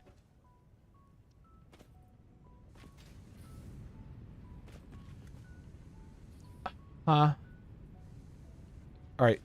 Do not bait me into saying profane things on stream, please and thank you. Also, if that's what people are calling streetcars, trams, whatever in Japan, then Japan has problems. That's very strange. Yeah, but to get back to the other discussion at hand, physical media. If you own a physical copy of something, they cannot take that from you unless they come physically remove it from your house. But even just buying games on Steam, like there's in the terms of service of Steam, they can just take away your access whenever they want. And you're not entitled to permanent access. You can't whatever. But you also can't really buy physical copies of most games anymore. At least not ones on PC. And now Xbox has apparently laid off most of their division that actually does the physical game releases, and Sony's been trying to get rid of disk drive on PS whatever. I think you can buy the digital only PS5s and everything now. Yeah, I am very what's the word? Cautious of a future that does not allow people to have unrestricted access to information and media stuff. Physical and digital only versions. Yeah, that's I mean it's convenient for not having to physically go buy a disc, I guess, and obviously the bandwidth that the internet affords and computers, etc., can do all this different stuff so much faster than the read-write speed of a CD, DVD, or even a Blu-ray now, which it makes sense from the perspective of actually using the software, watching the media or playing the game or whatever. The physical media just cannot keep up with the amount of data required anymore. So from that perspective, I can understand why they're doing it, but it has the other ramifications as well of just removing your ability to control stuff you've paid for.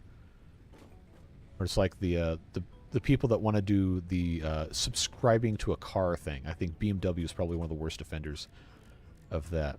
BMW, Volvo, etc. Where you don't own the car, you just pay a subscription fee to have access to the car. Or if you want heated seats, you got to pay $5 a month to have your heated seats, or they turn it off. They build all the stuff into the car and then bill you to access the features that are already physically there. I hate that. That's garbage. But I guess that's the way things are going. Yeah, GOG is great for DRM-free stuff.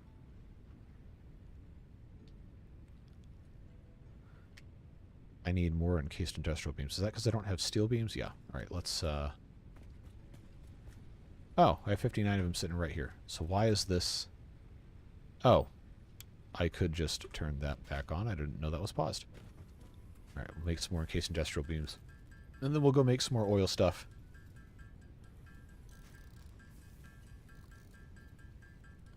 Netflix is a server in my apartment. Yeah, I know a lot of people that do Plex. That seems to be a very, very convenient thing. Yeah, the games thing is a problem. Games as a service, especially, is... Well, I don't want to just come out and say it's bad, like just straight up, because I feel like there's a lot of advantages to a system in which a game can be continuously updated and receive these different things. But when the people who make a game decide you can no longer play the game and then they completely remove it from the internet, I don't like that. I like the idea of always being able to access something even if the people that made it don't want to continue supporting it. So now you have like single player games, or I mean I don't play these, but the people that do the, what are they called, gotcha whatever, like the live service games where you do like dice rolls and loot boxes and whatever to get different cards or characters or whatever. They're always complaining about like when those games get taken offline, they can't access it, and they've paid actual money to get those items in game. Whether or not that's something that you think is a wise decision or not, that's not what the point I'm trying to get across is. But these people have paid money for something, and then just seemingly randomly, the company that develops it decided that, hey, you can't access this anymore. Not just, we don't want to keep developing this and we're just going to pause it, and the way it is the way it's going to be forever. They just say, we're not going to support this anymore, and they shut the servers off, and you can't even have an offline copy of whatever, so you can look at your PNGs or your characters or whatever. I don't know. But that kind of concerns me. Almost 6 a.m. I'm out. Hey, don't lose sleep because of me. Will you stream again in 12, 18 hours? No, I probably cannot tomorrow. Got to do some stuff around the house. I might later tomorrow. Japan time, it would be in the middle of the night, so I don't think that's going to work for you. But I will maybe think about doing something tomorrow. Video-wise, there will be one tomorrow. Should be the... what's the one I normally do on Sundays? Is that the Iron Teeth Mega Build? I think that's what that is. But now that Water Beavers is done, I have to decide when the next video on that's going to be for the new series. But appreciate you being here. I know, I'm sorry. It's hard when you're 12 hours offset from me now that America's on Standard Time. 10 or 12 hours. It's difficult to... maybe it's 14. I can't remember. Math is hard. But it is the way it is. It would be 14 if it's almost 6 a.m. for you. But appreciate you being here. Regardless, have a fantastic rest of your, I guess, night for the next hour. Water Beavers Update 5 is whack. Highly recommended. I feel like those are diametrically opposing statements that you've made. Update 5 Water Beavers. Yeah, I'm excited to check it out. Should be interesting at the very least. I came up here to get back over the oil area. That's what this was. Now that this is connected, I was going to connect this to this. Hopefully not completely break everything. So now that's connected. That goes all the way there. Now we can... Am I out of fuel? Seriously? How do I... Did I already forget how to play this? I am actually out of fuel. That's annoying. I gotta walk all the way back down here to get... Jeez. Alright. Is there any vegetation up here at all that I can turn into fuel? Do I have any coal or anything? It will run on coal. I just don't have any... Oh, man. I got distracted. Thanks. Appreciate it. Well, we can zip line down. It's just going to take a long time to get back.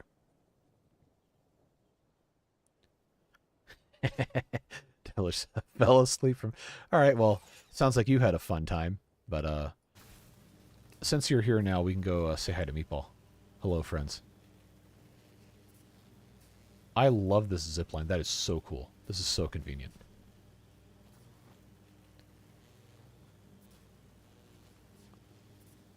So we'll just ride this thing down to these water extractors. We'll go say hi to Meatball, gather some stuff, make some biofuel, and make our way back up there.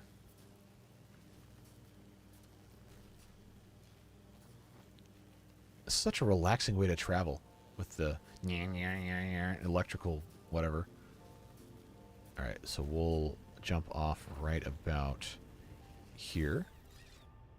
Oh, I thought I was going to be able to get in the water without getting hurt, but that's fine.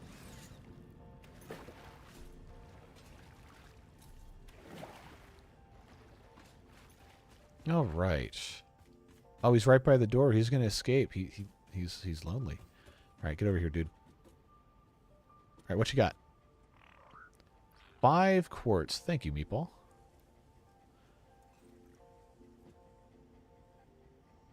Disconnected my speakers from the Bluetooth, so now I can actually watch the stream with no lag. Yeah, Bluetooth is quite laggy sometimes. But it looks like Meatball's having a nice time in his glass prison. He's got us some quartz. But now I've got to gather some bio stuff to get in here and actually make some fuel. I want flower petals. I want... There we go. See, the problem is I've already gotten so much vegetation from this that it's just going to always be mostly flowers, which is annoying. I got to find some other leaves just chilling around here somewhere.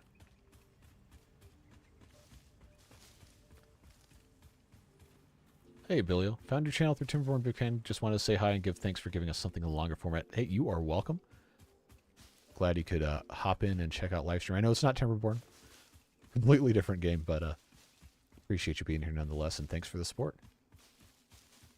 Maybe a project could be expanding Meatball as a domain. That might be a fun one. Give him a little bit more space, a little bit more vegetation, and less nasty down here. Might be able to do that at some point. Oh, Devilish phone with the 5 gift memberships. Thanks very much, friendo. Who's got it? Chrissy, A. Cunningham, Serena Elise, Shadowgun 453, and is that Freebie? Oh, the vowel pairings vary widely depending on what the actual language is, I suppose. Meatball do need a bigger house. Yes, he does. We'll see if we have time to get back into that later today. I know Meatball is very important to you. He's a good boy. Alright, where's my... There we go. Hashtag justice from Meatball. Alright, alright, alright. Alright. Just bear with me here. Alright, now we gotta make biomass. I thought I was gonna have a lot more biomass than that. Alright, 32 solid biofuel won't be enough for us to get our car everywhere. That's why I want to make fuel. Because these things don't run on nothing.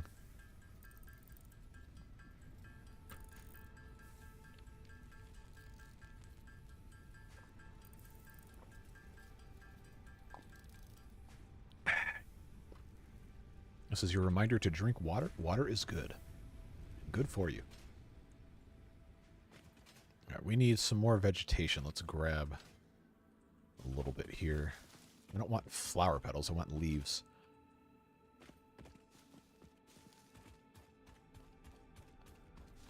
Just got a little bit more. What is this? Quartz? Copper. Okay.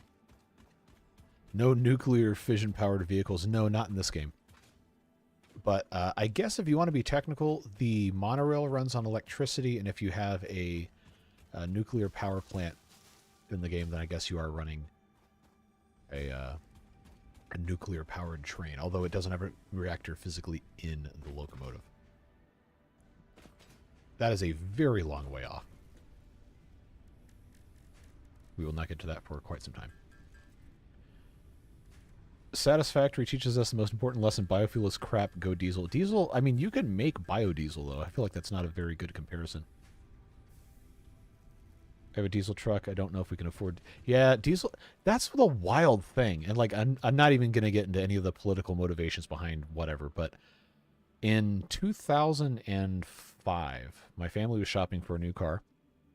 And we were trying to decide, should we get a minivan or should we get a big pickup truck? Because at the time, I'm not going to dox myself, but the work we were doing was something that could have benefited legitimately, could have benefited from having a large diesel truck to pull a trailer and do different things. So we were trying to decide, is it smart to do that or buy something else? And we went to go look at large pickup trucks. And at that point in time, you could buy, I think we're looking at like the F Series Super Duties or whatever. You can get an F-250 with the diesel engine in it for about the same amount of money as one of the nicer minivans, but the trucks got terrible fuel mileage, but diesel was cheap. That was when diesel was like significantly cheaper than gasoline.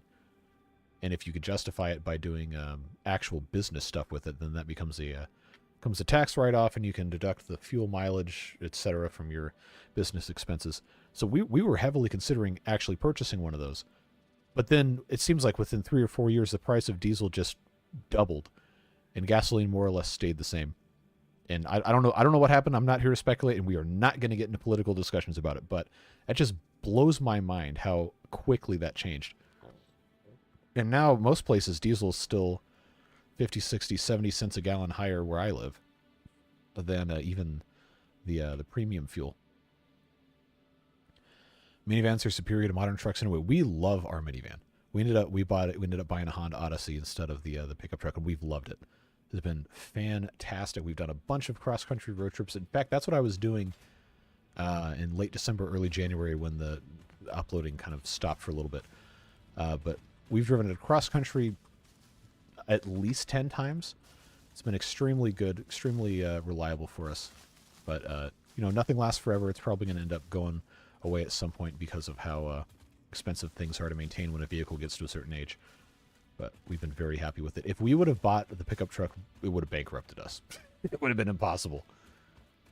So that was a good decision on our part.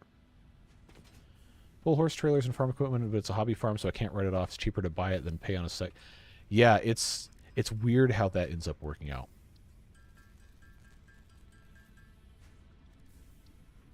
It's just wild. Diesel went up because we needed more trucks to haul the goods because instead of having to stuff...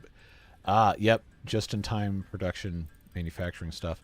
And I do know that the regulations about diesel emissions change stuff as well, but that's also a completely separate topic.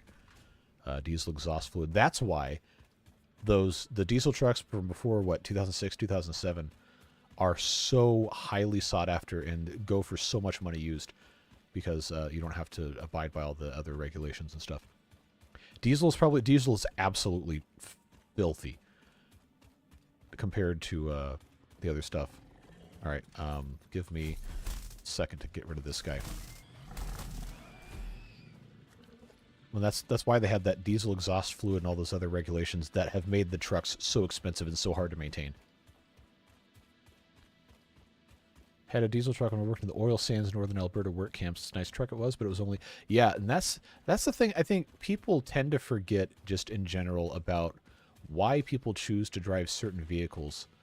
A lot of the time, people that drive those big diesel work trucks actually do have a legitimate need for those.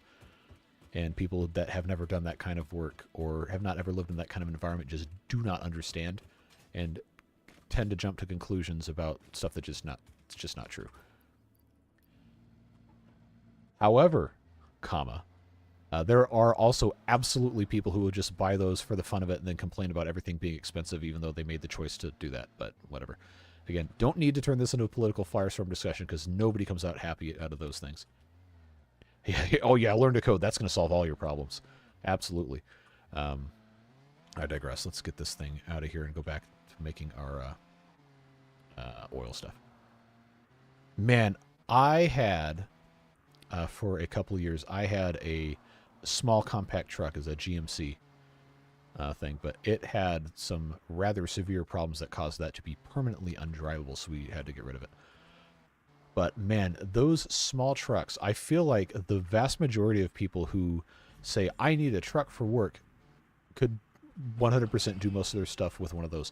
Not the people who have to tow things. That's not what I'm talking about. Like your small-time contractors, some landscapers, etc., could very, very easily do most of their work with the small truck. But you can't buy them anymore because, again, don't need to open political firestorms, but the United States government decided it should legislate those out of existence in this country, so you can't buy them. I miss small trucks. Now everything's huge, and it's expensive, and they're hard to park, and you can run over kids and not even know it, and that's very annoying. But I digress. Diesel's handy, especially in cold weather situations. Yes, much, much better for cold operations, as long as it's kept running, which people who do actual work with heavy-duty diesel trucks, say that one 5 times fast, know this, and they do it, and that is fine. And it works really well. But the people that use them as compensators, we would not have friendly discussions with those people. I would not, at least. Old boss was 5'3" and had the big... Okay, I know who you're talking about. I know all about that guy. Let's see. Gradient for driving over the platforms is your finest work, is it? Check out Edison Motor. I've seen that. They have the hybrid diesel-electric. That is a very smart use of both of those technologies. That's very, very interesting what they're doing with those. But for those of you who don't know, the Edison Motors out of British Columbia, they are developing kind of, I guess, a best of both worlds hybrid solution with the diesel and electric trucks to where it's not fully off-grid technology. It has the onboard diesel generator, so you can still have the advantage of both systems. And it's not gated behind a whole bunch of garbage like a bunch of the other stuff is. Very, very interesting stuff. Oh, yeah, K-trucks are awesome. My state has made them illegal to import, and I will cry about it forever. But the little tiny Japanese K-trucks, so-called because they fit into a specific size and a weight category for different taxation purposes, are vastly superior for light-duty applications, as long as you don't get into an accident, because you will die driving one of those in the United States. There is no crumple zone. You are the crumple zone. Like, your knees are ahead of the front axle when you sit in those. But they're really, really cool. Have you seen those K-trucks in the States? Yes. I know a couple people that actually own K-trucks and then the similar vans. But like I said, the state of Georgia has made those illegal to import, which, you know, I understand. They're not that safe on American roads because of the size of other vehicles and different regulations. I understand why that's a thing that I guess makes sense. But it still makes me mad. It's just very frustrating. Some parts of the U.S. it's still legal, but they have to be like registered in a certain way, and it's complicated. And more jurisdictions are making them illegal. Yes. Bean says, I have a friend who got one of those trucks before it was made illegal. He was even issued a tag, but now they want the tag back. Hey, come and take it. That's what I'd tell him. The longer I live in a built-up urban area, the more I come around to the idea of the smart car. Yes, and this is what's so important about this. I really need to play the game, but this is what's so important about the dialogue between people that I think gets so overlooked. Is the concept of different vehicles suited to different tasks so often devolves into personal attacks and just being mean and nasty because people don't understand other people. There are valid use cases for every type of vehicle and every different manner of usage or whatever you want to describe them to. People who live in a big city should not be driving enormous trucks because you cannot drive them, you cannot park them, they're unsafe, and it's not suited to that kind of environment. But people who live in the country or work on a farm or whatever should not be driving a smart car because guess what? It's not suited for that environment. It's okay to have different things for different purposes. But people get really, really bent out of shape about stuff in ways that are frustrating and annoying to me. But, yeah, city life is so much easier with a small car. It would be better if you didn't have to have a car. You could just walk everywhere. But a lot of American cities are not set up that way. Let's see. Park everywhere. Okay, Kurt's talking about smart car, yeah.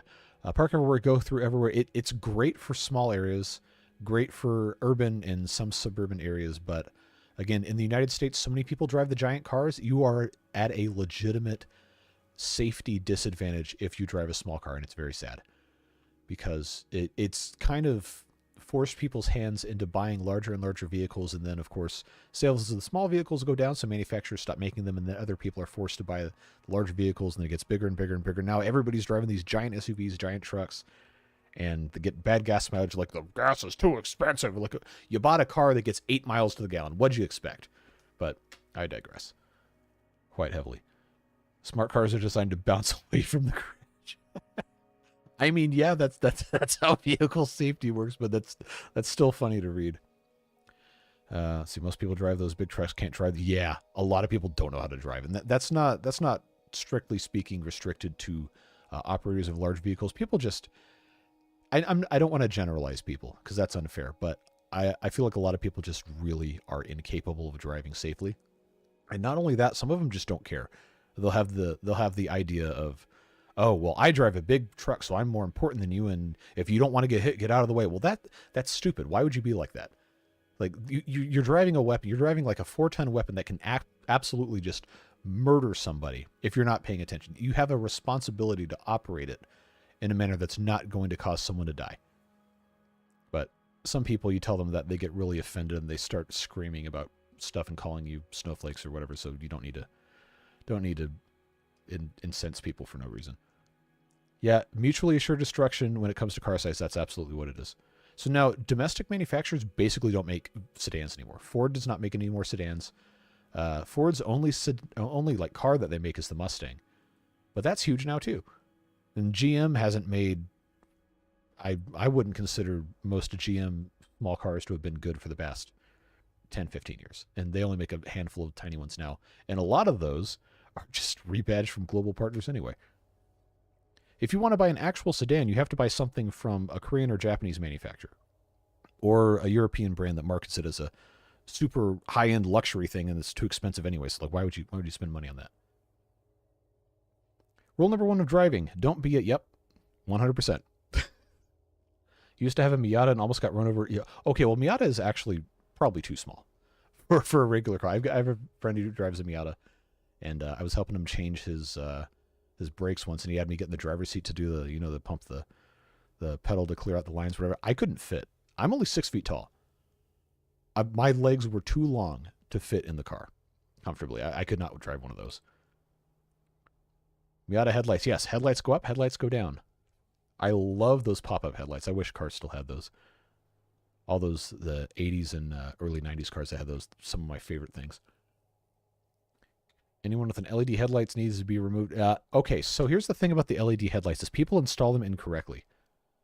You're not playing the game. Yeah, I know. I get distracted. You guys are good at that. This needs to go. This extractor is going to need to go into another refinery that's going to make actual fuel. And I know this is ugly. I know it's ugly. We're going to fix it. It's going to be fine. Just got to make room. But, oh, I hope I have enough to do fluid buffers. Yes, I do. Okay, good. There we go. The LED headlights thing is a lot of the problem is people just install them incorrectly. They will put LED bulbs in a housing designed for halogen lamps or whatever, and it's going to reflect differently. It's going to be aimed improperly, and it's just going to cause a problem. The new cars that are designed correctly and have the stock headlights, the LEDs or whatever, are not as miserable to look at from the outside at night. But yeah, it drives me up the wall. Driving a vehicle with the LED headlights is awesome because you can actually see stuff. It's great. But the people that do the lifted pickup trucks and then don't readjust the headlights to aim lower to compensate will absolutely blind you from a mile away, and it's miserable. It's impossible to drive a small car at night in the U.S. anymore because you'll just get blinded constantly. Let's see. A U.S. Ford, if you look outside the USA, you see Ford is producing way smaller cars. Yes. However, they're not selling them here, so I can't buy them. So I guess it's, I shouldn't say it's irrelevant because that's dismissive of other people, but it's not something that I have access to, so I just never think about it. I know in the Europe, UK, Australia, etc., they're producing all sorts of other things. Yeah, hydrogen engines are interesting, but there's also other dangers that come with that. I think you're going to see more of the hydrogen power plants. Or when I say power plants, I'm talking about for vehicle purposes, not like actual electrical generating stations. But I think you'll see that come online more for trains, ships, and buses way before you see it in like personal vehicles. In Phoenix this time of year, we get people from all over the states, and they do not understand speed limits. Yes, it is astounding how fast people drive on the highway now. It's unbelievable. It's absolutely, like, you can be going, in some parts of the U.S., you can be going 15 or 20 miles per hour over the speed limit and still get run over because people are just blasting past you at incredible speeds. It's unbelievable.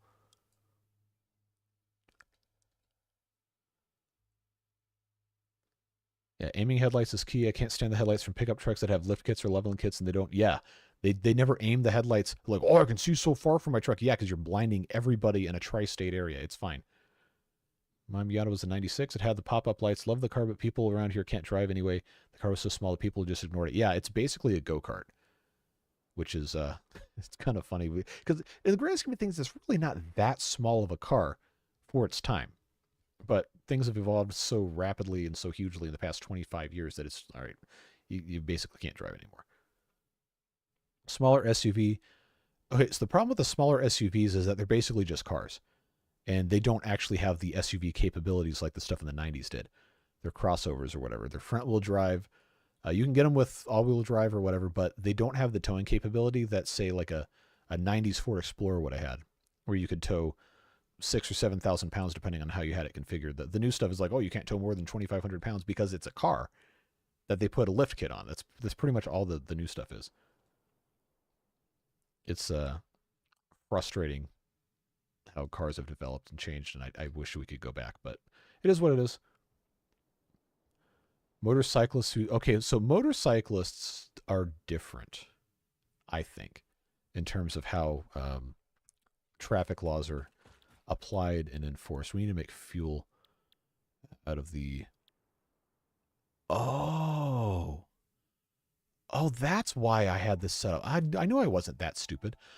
This is where we're having residual crude oil or whatever come in here, and then I was going to make the fuel out of that. So I don't even know what the flow is looking like here. So I wonder if I could even... well, yeah, because this is going to give me whatever the byproduct is not telling me. But if I just made this out of residual fuel, it would probably actually be smarter. So then I don't have to deal with this blue stuff, whatever that is. All right, so I lied. I lied. We're gonna do this way. Give me a something better to do this with. That's gonna have to go here. There we go. So the residual stuff is gonna go in here. This is making the plastic. So we'll be able to make the plastic. Now we just have to have this hooked up. But this is going to generate a ton of power, so I think we're only going to be able to do a little bit of at one point in time here. So give me that connection there. I need to make a Mark II power pole here. There we go. Okay. So we're going to turn on just this.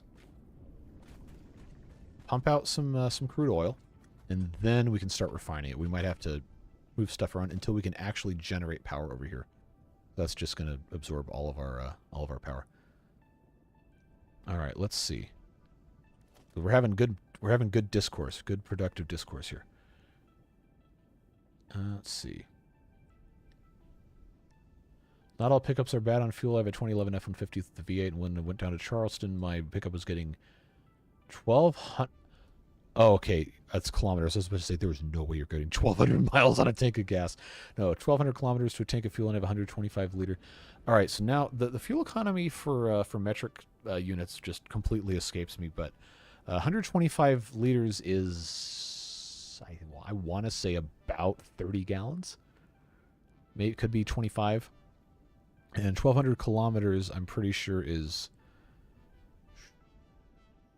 about 500 miles? 450, 500?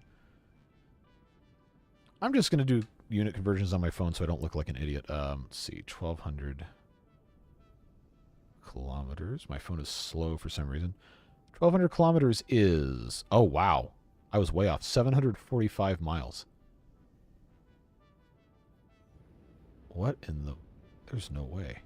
That's such a huge range on a tank of gas. 125 liters is... Oh, 33. Yep, there you go. 33 gallons. I didn't know they sold F-150s with tanks that big. That seems kind of large. So 33 gallons. 700. Oh, stupid phone. 750 miles divided by 33 gallons. So you're getting... Wow, okay. Almost 23 miles per gallon in a big pickup truck with a V8. That is pretty impressive. And I think they have the newer technology that shuts down half the engine with the variable cylinder management or whatever it's called. That helps fuel mileage a lot. We have that in the van, and we'll sometimes on the highway get very good mileage. In town, forget it. But that's cool. I did not know that. I know that the diesel trucks get good fuel economy. It's just the diesel is expensive, and if you're towing anything, forget it. You're going to get awful mileage. But you're towing. You're not caring about saving gas necessarily. Let's see.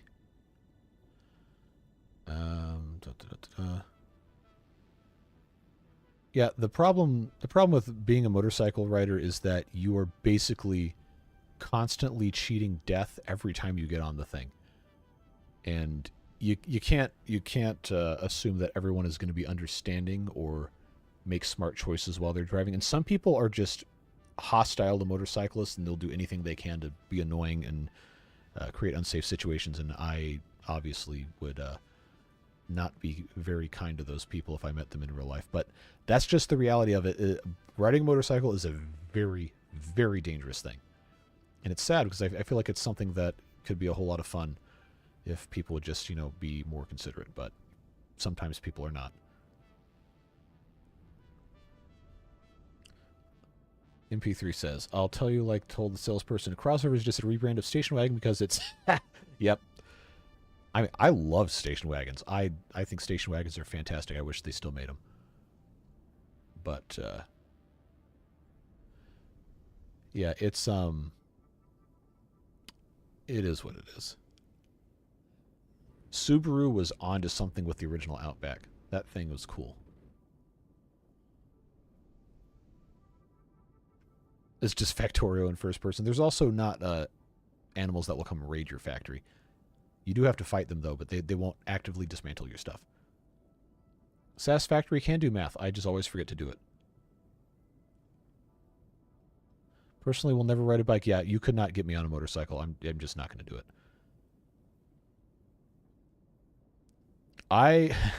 So for a week, maybe a week and a half, when I was in college, I lived in an apartment on the west side of Atlanta, and I was riding into town, and I rode my bicycle on the street in the city it was like a 45-mile-an-hour arterial road. And the amount of almost getting run over by literally everybody was absolutely terrifying. Now, granted, that is a bicycle, a human-powered pedal bicycle, not a motorcycle. I know that's different, but it's like I cannot imagine having to deal with that kind of stuff. Did we fill this up yet? So we have crude oil. This takes 30 megawatts. I'm going to turn that off now and hook this up, this refinery. I promise there's a reason we're doing this, and it's because I don't have the ability to actually run all these at once. But if we can make the plastic and output plastic and the heavy oil residue, store the heavy oil residue in our tank here, then we can make fuel, which we can then eventually put into a alternative fuel generation, a thing that we have to still research, which I don't know where we are on that, but we'll see what happens. All right. Let's see. Hatchbacks are great. The thing that just upsets me is that there is basically, if you were in the U.S. and you want to buy a car from a domestic manufacturer, you basically have to buy a pickup truck or a big SUV. Because the small stuff is just really, really bad. And when I say small, I'm talking about crossovers and this and that. There's no incentive to buy those because the Japanese companies and the Korean companies are just completely eating their lunch on the small car and the crossover market. You'd have to be dumb to not buy one of those, or super nationalist and not wanting to buy foreign stuff anyway. But that's a different discussion that we probably should not have here. Anyone ever heard of a One Wheel? Didn't that company go bankrupt? Pretty much every single person in the photography and videography YouTube space about 5 years ago was buying a bunch of One Wheels and just talking about, oh man, I love riding this One Wheel thing. It's like, all right, cool, whatever. It's like a skateboard unicycle combo deal. Let's see. Someone gave me a Beard Booster gift membership. Oh yeah, that was I want to say that was Devilish Fun. They gave you that, but yeah, welcome in. Glad to have you. They still make them. What was I thinking of then? There's one of those brands of that personal transport that was really, really popular with influencers that just went completely bankrupt, and I thought it was One Wheel, but maybe not. Honda Fits are great. That, I feel like, is one of the ideal cars you can have, unless you have to actually, like, tow stuff. It's small, but it's very capable. They're fun to drive, well, for a small car. And you can fit 5 people. I mean, not like 5 huge people, but you can fit 5 people in here. You can carry some decent stuff, and it gets really good gas mileage. I always like driving those. Oh, man, El Caminos were cool. Heelys. Oh, man, what year is it? Those were really popular when I was in, like, middle school. The El Caminos, the GMC Caballero, I think was the same exact vehicle with just a different badge on it. Ford had one. Oh, man, what was the Ford one called? I don't know. They had something in the 70s that was kind of the same way. And then Subaru had the Brat. And that was something they got around some sort of taxation ruling because they bolted 2 seats facing backwards in the bed so they could call it something that wasn't a truck, and they could classify it as a different vehicle to pay different import tax on it. That was always a funny thing to read about. Oh, I didn't have Heelys, no. Well, my parents probably would have bought them if I asked for them. I didn't have the confidence that I wasn't going to fall and break my head open. Doesn't do well in the snow. Are you talking about... Oh, the Fit. Well, you'd think a front-wheel drive small car would do pretty well in snow, but I guess maybe not. We don't hardly ever get snow down here, so I think I've only ever driven in snow twice in my life. And one of them was in a rear-wheel drive Ford Explorer with bald tires. That was fun. And by fun, I mean I didn't actually have the ability to go anywhere or stop or anything. It was just kind of sliding around until I could get home. Brother lost his razor. I found it half buried in mud 4 months later. Okay, when you say razor, are you talking about like a face razor, like shaving, or a razor scooter? Like a kick scooter or one of the electric scooters? Because I had a original razor kick scooter in like 99, I think. Still have it, actually. I took it to college with me 12 years after that, and I was riding it around campus. That was awesome. That was fun. Motorola Razr. Oh, so the phone. I was going to ask how I was buried in the mud like that, but that's... Man, some electronics are really, really durable. It is just astounding to me. I absolutely have to get something done in this game. Plastic. We have 100 plastic. We have... Oh, okay, not that much heavy oil residue. I think we are... We're still churning through this. How much? Okay, so we're halfway through that. We have 200 crude oil left. We've produced 100 plastic, and we have... Of the residue, we have 38-ish, but I think some of that is also feeding its way into the pipe for our refinery over here. Oh, I need to make... That's what I was going to do. This, I guess we can just leave there. I need to have another... this thing, fluid buffer. So we can have storage for the fuel that's going to come out of this. So before we actually are able to use the fuel, we have to package it to put it in the car, or we have to pipe it directly into an oil generator. And that's what we were going to do here. But this... Oh, I want to overclock this so bad, but I know I can't. So we might have to leave this and come back later. This is only halfway through. Actually, hold on. Let's look at our math here. This uses 30 per minute. How much can this generate per minute? 120. Oh, we can downclock this. Okay. Let's downclock this to 25% and turn it on. Oh, yeah, that's only going to use 6 megawatts. We can run both of these at the same time. That's cool.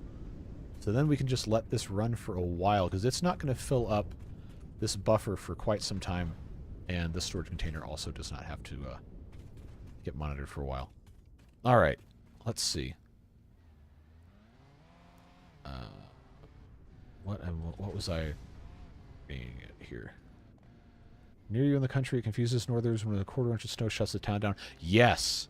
Yes. Had to tell my boss from Pennsylvania it's because we don't have the infrastructure. You are absolutely correct. And not only do we not have the infrastructure, it's that the snow does not stay as snow. It melts and refreezes as ice overnight, and that's what cripples us. Because we don't have the infrastructure to melt the ice. We don't salt the roads, although they are starting to do that now. The interstates and arterial roads. But if you get ice and it stays cold enough, it can just be completely impassable for days. That's what happened in early 2011 when I was in school. Atlanta shut down for a week. A whole week, because the roads were snowed in, and then it melted, refroze as ice, and then it stayed cold enough to not melt the ice for a week. That was an interesting time. And then, of course, a couple years after that, we had the other thing where the same kind of thing happened, and then people were like stuck in their cars because everybody said, "Oh, it's not going to be a big deal. You can stay at work." And then everybody went home at 2 or 3 in the afternoon because they figured out it was actually going to be bad. And then they're stuck in their cars because everybody hit the road at the exact same time, and we learned nothing from 4 or 5 years prior to that. That was a whole mess. Well, yeah, we don't have the infrastructure for it, and the way stuff is set up is just really not ideal for dealing with any amount of snow or ice. We always get made fun of for it, and I just really am never going to understand why people can't get it through their heads. But anyway, alternative fluid transport. Not fuel transport. This is how we get our canisters, which is how we can package fuel, and we need the plastic for that. That's why I did that first. But one of these, power infrastructure. Oh no, that doesn't give us the. So why do I not have? Don't tell me that's locked behind phase 3. Oh, that'd be so annoying. Oh, fuel generators, logistics, Mark IV. Okay, so we could actually, if we could automate computers, that's a whole different story. We could get to fuel generators pretty quickly. But we'd have to have rubber for that. That's going to give us... Wait, what? Caterium ore got moved to tier 6? Why? That doesn't make any sense. Well, anyway... I kind of want to just jump to Mark IV logistics so we can get the fuel generators, but I feel like it's going to be so much more convenient to do this first. I don't know. What do you guys think? If anybody even cares about the game we're sitting here talking about cars and different weather phenomenon and everything. Let's see. Nokia. Oh, yeah, the Nokia brick phones. Those were indestructible, man. Let's see. I once used my Nokia to put a nail in some wood. You know what? It's probably a joke, but you probably absolutely could do that. Those things are built like, you know what. Question, do you plan on playing Pal World or skipping it? I haven't really been a fan of those things anyway, so I wasn't going to think about playing it, but I don't know. A lot of people got really mad online about that for the past week. It's like, all right. Pal World has questionable themes, including slavery. Yeah, a lot of games have questionable themes. I don't know that that's a specific reason to dump on the game. If anything, if I was going to criticize Pal World, it's because it seems like a blatant Pokemon ripoff and they just completely stole designs, but whatever. People have been debating that for the past week. Snowmageddon, yep. That was before... Beans, you weren't... Oh, I don't need to dox you or whatever, but... I'm surprised. Well, I guess where you would have been at the time would have been much, much worse than we dealt with in town. Single range drop equals a bunch of police sirens. Yeah. People just do not know how to drive here, man. It's bad. Black ice is the worst. Yeah, we have a lot of that in the winter here, and you never know you're on it until you're on it. You always have to be very, very careful driving at night when it's cold outside. Live in the prairies in Canada. In my city, they don't deal with the snow and ice very well. Yeah, well, obviously, I don't have any idea about your actual lived experience, but it does seem like it's getting worse, harder for people to deal with for whatever reason. Yellow ice is dangerous too. Yeah, that and the blue ice that falls down from airplanes. Actually, oh, okay. Oh, so you did have a fun time. Heard about Pal World, just rip off a Pokemon, but haven't. Yeah, I was never into Pokemon as a kid. Different reasons behind that, but I don't know. I feel like half the time now online people just want to get mad about stuff, but from the limited amount of things that I've seen about how the game designs and mechanics compare, is like, yeah, it's pretty much a blatant ripoff, but also it seems like it does a lot of stuff better than Pokemon does, and it gives people a way to experience that same kind of universe in a way that the Pokemon company would never tolerate, like adding guns or whatever to the game. So, I mean, people like it, they want to play it, whatever. Not my business what people do.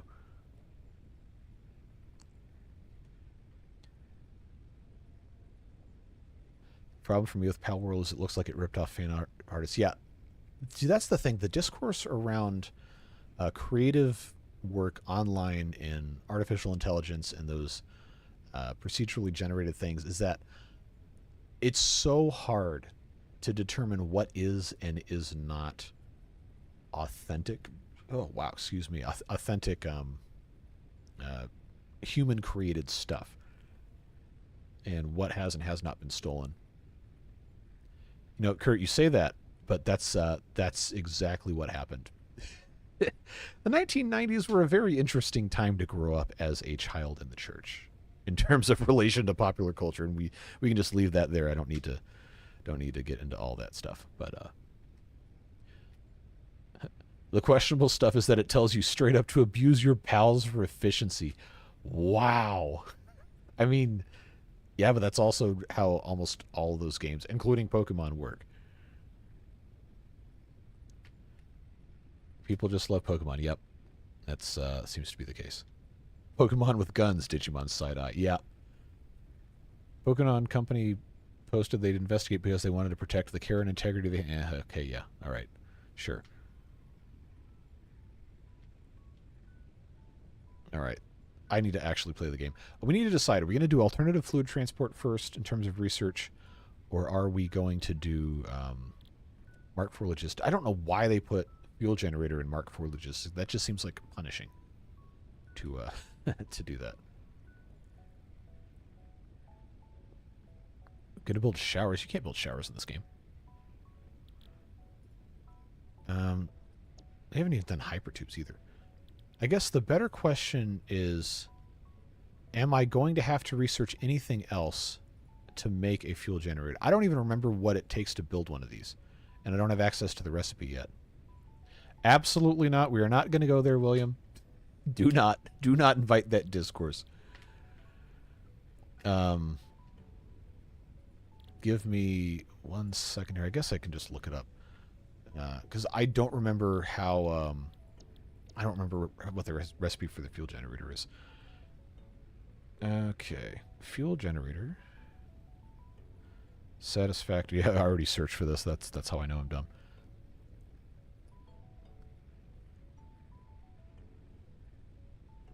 All right, what is the recipe for? All right, 5 computers, 10 heavy modular frames, 15 motors, 50 rubber, 50 quick wire. So the heavy modular frame is something that has to be made in a manufacturer, which is,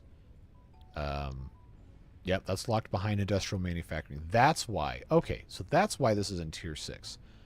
So we have to have industrial manufacturing to make a component of the fuel generator. So that needs to be what we do first. So we need to make 200 rubber, 200, I pointed the wrong thing, 200 rubber, 200 plastic. Probably already have 200 plastic. We can switch to rubber easily. We have cable. We have plenty of cable, and then we have motors. So let's research this first. Industrial manufacturing can be what we do now. So, where's my car? Over here. Let's check on our motors. And, oh wait, I ran out of stators. Wire, there we go. Pop that in there. That should be fine. That'll make us more motors. Cables, we can go ahead and take care of the cable issue right now since we're already over here. Get that fed in. We'll go back, we'll get our plastic, set it to rubber, and hopefully by the time that's all done, we'll have all the motors done. All right, let's see. This is wires, this is cables. So I need 1,000, which means I need to have... there we go. All right, so that's going to be that.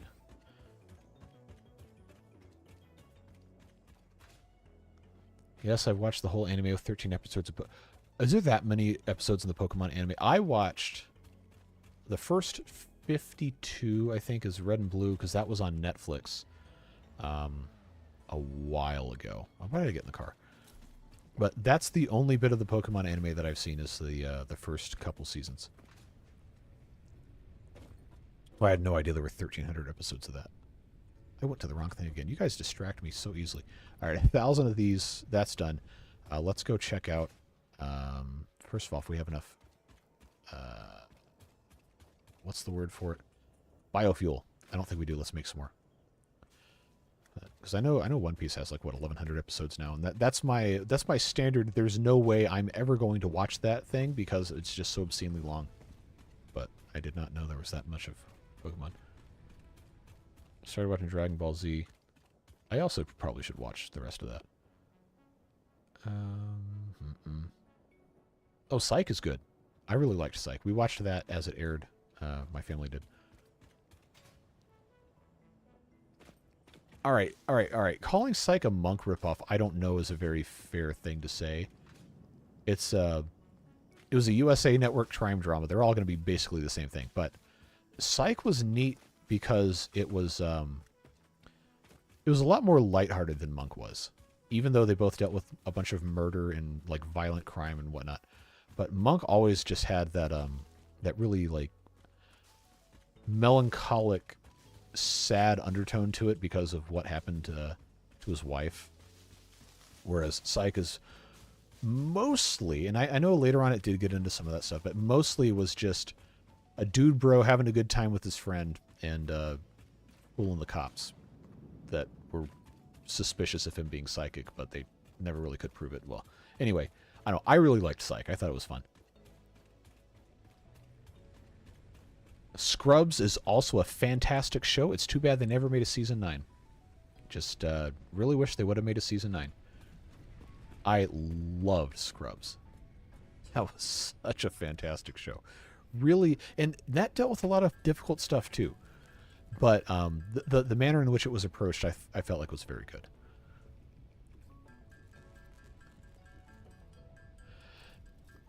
Yeah, Monk is great. The movie that came out on was that on Peacock or whatever? But the Monk movie that came out a couple years ago that basically is just a giant hit piece on Jeff Bezos is unbelievable that they were allowed to make and air that and nothing happened to them as a result. But that was interesting. You watched season 9 of Scrubs? Impossible. It doesn't exist. Let's see. Scrubs was awesome. Sad about season 9. Yep. Really, it's too bad they never made a season 9. Binge watched Doctor Who, then things happened. Ah, yes. Yeah, I never watched Doctor Who. My mom watched it when she was a kid. That tells you how long ago that was. But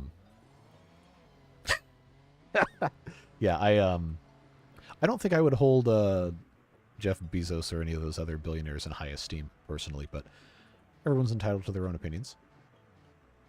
3 Psych movies. Yeah, I saw one of them. I don't think I've seen all of them, but the rest of my mom, my sister especially, really love Psych. They've seen all those.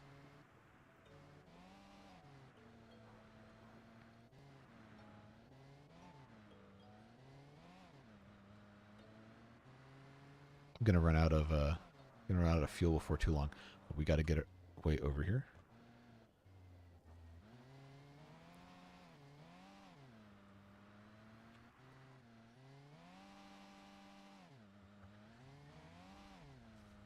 I've not seen The Mentalist. I heard it was good.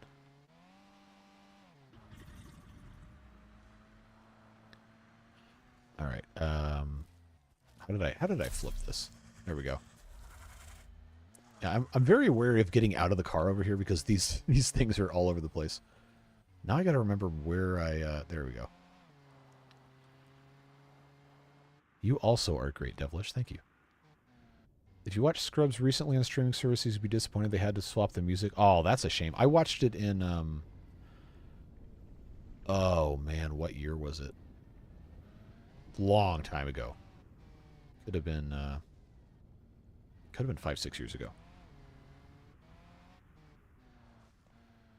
Yeah, Scrubs, I think, one of the very best sitcoms that also dealt with some really, really heavy topics very well.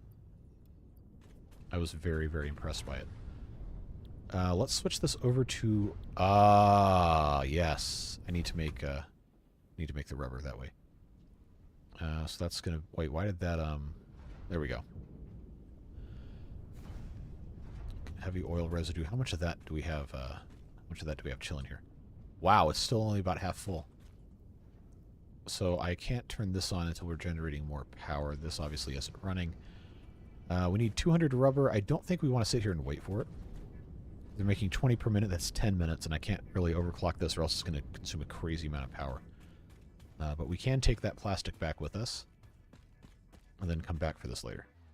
Actually, since we're already here, and I have a workbench in the back of the car, I can just make some more biofuel while we're sitting here waiting. Leaves, leaves, leaves, leaves, leaves, leaves, leaves, leaves, leaves.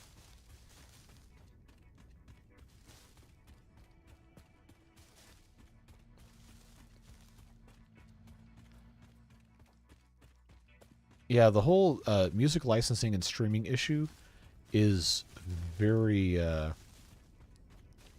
guess frustrating is the word for it. Because, all right, look, 15, 20 years ago, when they were making these shows, they had no idea streaming was even going to be a thing. So they weren't thinking about music rights in perpetuity or anything. They just said, hey, let's use this popular song in this show because people like it and they're going to connect to it, and we have the ability to pay for the rights.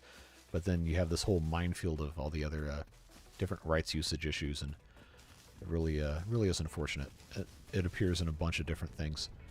Oftentimes to hilarious effect, depending on what music they replace it with. But, yeah, that's... I don't know. Copyright and rights licensing and stuff is a fundamentally broken system that I don't really know has any reasonable fix at this point. Yeah. Sad about Matthew Perry.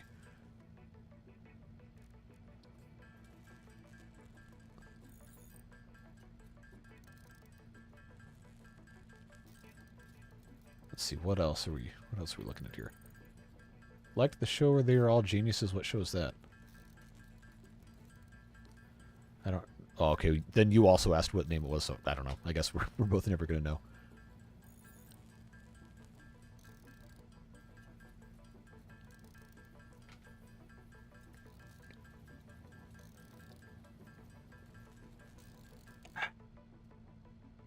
Alright, so now I got more biofuel. We can put this back in the car. I guess I should have just kept in 99. That'll get us where we want to go. How much rubber do we have now? 52. Okay, well that's not ideal.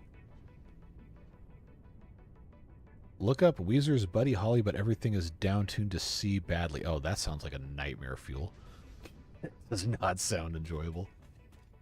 I don't know. I never really understood the hype behind Weezer, honestly. It just seemed like kind of okay generic music. I had a friend in high school who was obsessed with Weezer, and I never understood why. Like, it's fine. It's listenable. I don't really have a dislike for it. It's just never really seemed like something that I could just really get behind.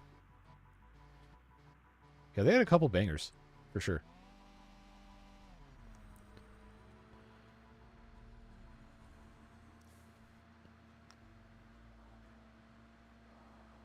let's go back over here and run this guy over again. Whee! Yeah, so we will go ahead and put the rest of this stuff in there, check on our motors, and then see if we can get back over there to get that rubber, research this, and then I guess we have to build a manufacturing machine, and then we can go in and maybe work on researching the fuel generator. Because once we have the fuel generator unlocked, we're going to be able to make so much power. It's going to be nice. Thanks very much, Devilish, for the $2 worth of fake news. Season 9 of Scrubs does not exist, but appreciate you anyway. Thanks, friend. Black metal without any distortion is just heavier surf rock. I mean, you're not wrong, but that's a hilarious comparison to make. Futurama was a fantastic show. Did I just heist center? Oh my, seriously. Well, that's stuck there forever. We're going to leave that alone. I'll come back and deal with that later. I did not watch the reboot of Futurama at all. I haven't really watched much TV lately. I need stators here. Do I have pipes? I do. All right, I'll put that there. Yep. All right, so we can come back over here. Disarrayer, thanks for the €5. Never a season 9 of Scrubs. Yeah, see, this man knows what he's talking about. I absolutely agree. 100%. Never was. What a shame.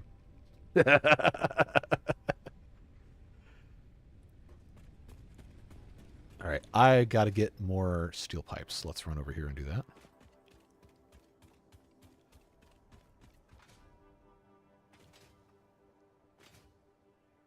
I heard Disenchantment was good.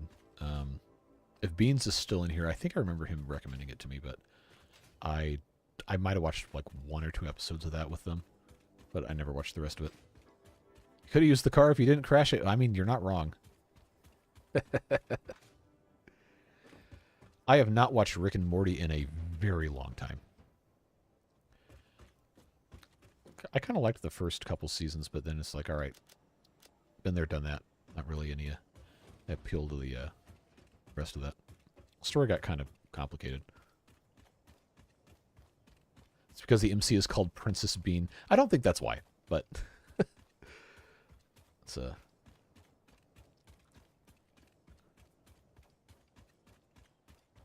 I completely forgot what I was going to say. That's fine.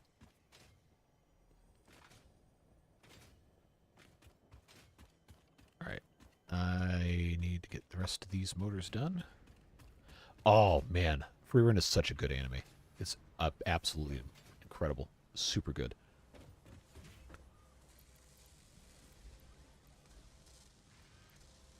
I don't know that I'm going to watch Attack on Titan. 1, because it's a super long story at this point. And 2, because I feel like I already know everything about it just by it being such a cultural touchstone for the past decade.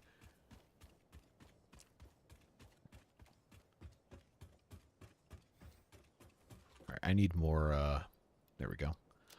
Wires. Come back here, pop those in, and we should have motors by the time we're done.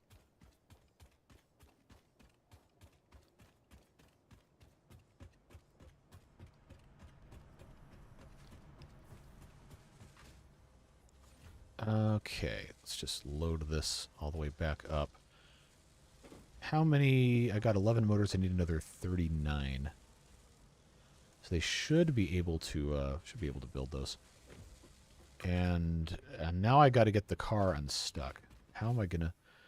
I guess the easiest thing to do is just delete the conveyor belt and rebuild it. So that's what we'll do.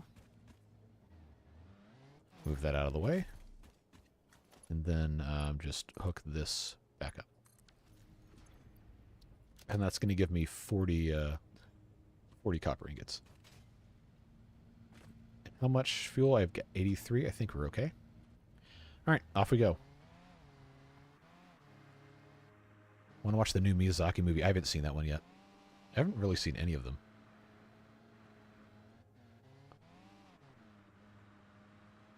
Yeah, the Rick and Morty fans being nutjobs thing, I think, is what turned me off for the most from it. When that sauce came to McDonald's, my God, man. What was that, Szechuan sauce or whatever? I remember when that first came out in the 90s for Mulan or whatever. It was like, all right, it's like sweet and sour sauce. It's like basically the same thing.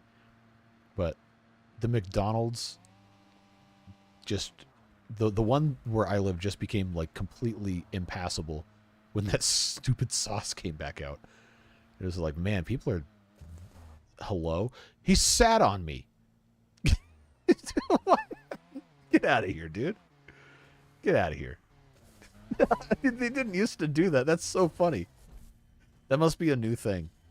Because you used to be able to just drive under him and it would like bowl his legs over and it was funny, but then he actually falls down on top of the car. That's hilarious. That's really good. All right, let's get this out of here. What's a brony? Oh God, don't even go there. That is a cursed era of internet history that I don't think we need to discuss. Mulan sauce, yeah. Tip the cow. Did you like it? Did I like what?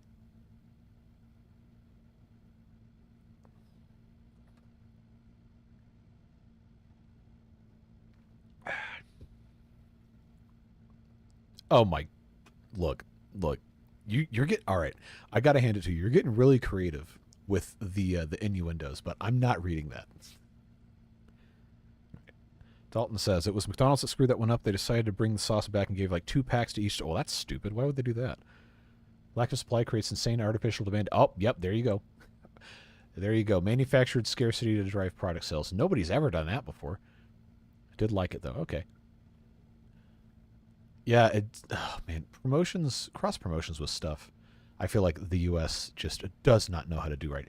Because if you look at, just for example, Japan with all of the anime crossovers that they do with merchandise and stuff, they're constantly doing all sorts of stuff. Like they're putting anime characters on the side of airplanes and stuff over there, and people just lap it up. But in the U.S., you can't even do a stupid sauce at McDonald's without people getting in fist fights in the lobby. What a mess, man. Anyway, do we have our 200 rubber yet? We didn't quite. There we go. All right. So now we can take that back, and we should be able to do our industrial manufacturing. Check on this, how we're doing. Do we want to make more rubber? I think we want to make more rubber than plastic, so we can leave that going. This is, I guess, technically still fine.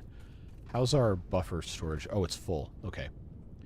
So that's going to maybe require us to start doing this. I think the pipe, yeah, the pipe is pretty full.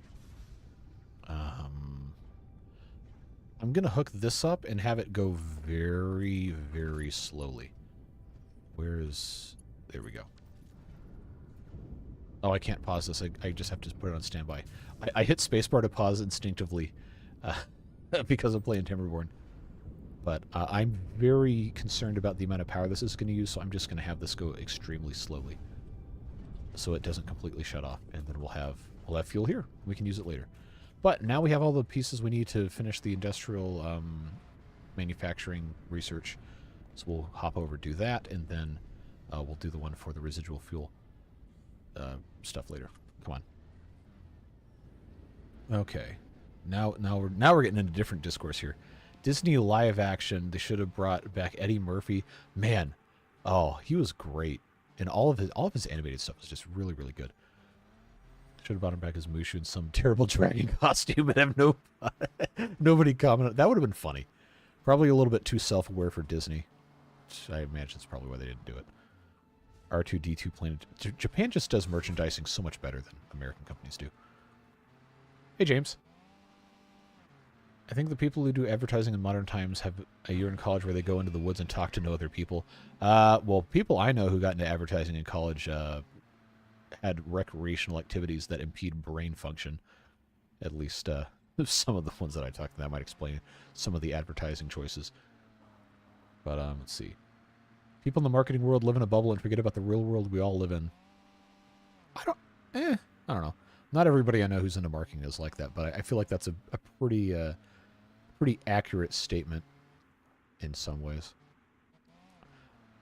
I generally try to avoid painting everyone with the same brush, but a lot of marketing that I see I do not like. Doesn't mean I can't like the people, though. A hit and run? Absolutely was. They really need to re-release that game. Simpsons Hit and Run. I think some guy recreated it, but then they said, hey, we're going to, like, sue you into oblivion if you ever release this, so he just never did. Devilish just ducks themselves as... Okay, that's funny. That's funny. Good job. It's really dumb. I just need a couple more motors. How many do I have in here? I already forgot. 32. Yeah, I need another 7. Thanks. We'll just, I guess, wait for that. Marketing is a copycat industry. I feel like it's probably a little bit more precise and more fair to say marketing is a reactionary industry where you basically have to do what everybody else is doing if you want people to notice your stuff. Not to say you're wrong. I'm just saying there's probably a better way to say it without just implying that everybody sucks. Which also might be true, but anyway. Just got off work. Was a long day. Glad you're here to spend a little bit of time with us. We are going to be only streaming for another maybe 30, 45 minutes, but I do want to try and get a couple more things done in here. We're having a fun time just kind of talking about a whole bunch of random stuff like we always do. You know what's up. You've been here a while. Everyone does suck. Have you ever worked retail? I worked in the food service industry for several years before the pandemic, and it fundamentally altered me as a person to have a very, very heavy dislike of the general public. It is, oh man, that was a rough time. Working on Saturday sucks. Yeah, I don't miss. I mean, technically, I guess I'm working now, but this doesn't feel like a job. It feels like fun because I get to hang out with you guys. But well, how about that? We had exactly enough to make all these motors. I'm gonna put a couple more things in here, just so we can come back to have more in the future. But that'll be exactly enough motors for us to finish this research, and that's gonna be nice. Train of thought, squirrel. Yes, absolutely correct. There we go. Industrial manufacturing done. We just have to wait for this pod to come back. The manufacturer increases production complexity. A critical look at production line logistics and efficiency is recommended during integration. All right. So basically, the game is telling me I'm an idiot. This is what it's saying right there. It's like, stop making spaghetti factories. Project parts enable progress to the next phase.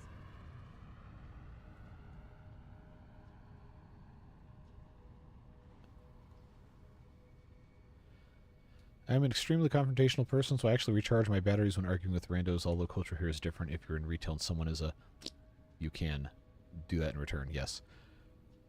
Yeah, sometimes I kind of wish that's how things were here, but knowing how Americans react, that would result in physical violence that I would like to avoid.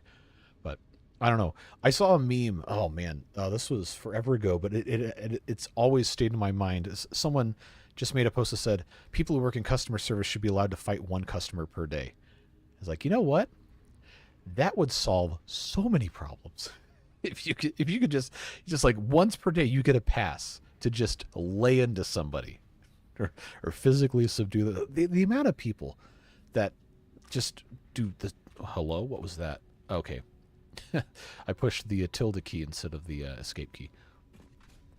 The amount of people that just actively try to make people who work in the service industry miserable is depressing. It makes me very upset. But Logistics Mark IV. Select milestone. And, oh, wait, hold on. I already have 24 of these. How did I get that? Oh, you can make them a craft bench. Oh, then I didn't need to okay, whatever. Oh, yeah, the computer. The computer is the one that's going to be annoying to make. Because I have to have 100 of these. And I need circuit boards. Circuit boards have to be made... I believe is plastic and is it plastic and quick wire? Oh wait, no, it's plastic and copper sheets. Okay, we can do that. We have plastic. And then computers have to be made. I have the 25 I have because I got them from a drop pod, and I think the Advent calendar had those. But we need a bunch of plastic, a bunch of screws, and a bunch of circuit boards. So we will. we'll go set that thing back to plastic. I think we already have our 400 rubber, so that should be okay. Where's my car? Saying build more compact, I think that's what it's saying. They're more organized, etc. Dalton says, I worked in IT, so I'm very careful to understand who I'm mad at and not take it out on service people. Yes, that's important, and not just for IT stuff. A lot of the time, frustrations that happen as a result of something in like a buying experience or a customer service interaction almost always are not the fault of the person you have direct physical contact with, like a salesperson or a server or whatever. So taking a little bit of time to understand people, where they come from, and what the problem actually is goes a long way, I think, to maintaining a respectful and healthy environment.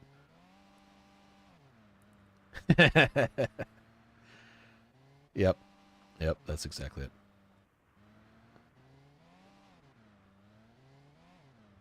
I wish I could tell them they're stupid when they're being stupid. That would be enough for me. The solution to that is to become self-employed and be able to select your clients and customers at will.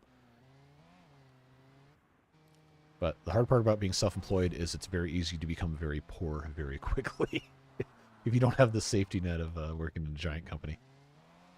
Favorite meme for retail was a guy standing at the pearly gates fixing to be sent to hell, and then he sees how long he worked in retail, and that counts as time served.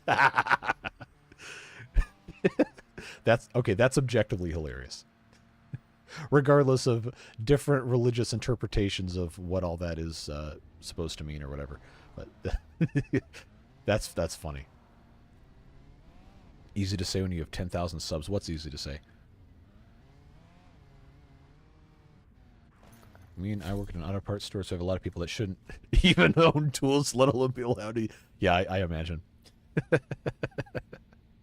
That's got to be rough sometimes.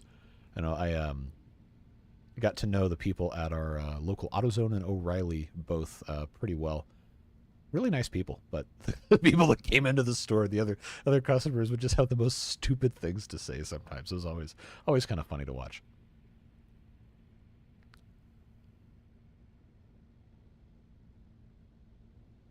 I was at one point, after my kidneys went bad, I sold the business to my partner, and now I just work to stave off boredom. I feel that. Yeah, I know you've been dealing with some stuff for a while. Glad you're here to share some time with us. Always appreciated. All praise the Cobra Chicken. You guys are funny. All right, I've got... Yeah, I need 400 rubber. Now, has that stopped because this is full? That's probably exactly what it is. So let's see how high I can crank this without shutting stuff down. Yeah, because this is completely full. That's what the problem is. I could just flush this and get rid of it, but I kind of want to make fuel so we can actually just keep on getting that done. So I wonder how much power is this consuming? I forgot already. 6.4 megawatts. Probably don't want to turn that off. Oh yeah, that one's not plugged in. So I think how close is this? This hasn't shut down yet at 4.8. Let's increase it to 50 and see if we can get away with that.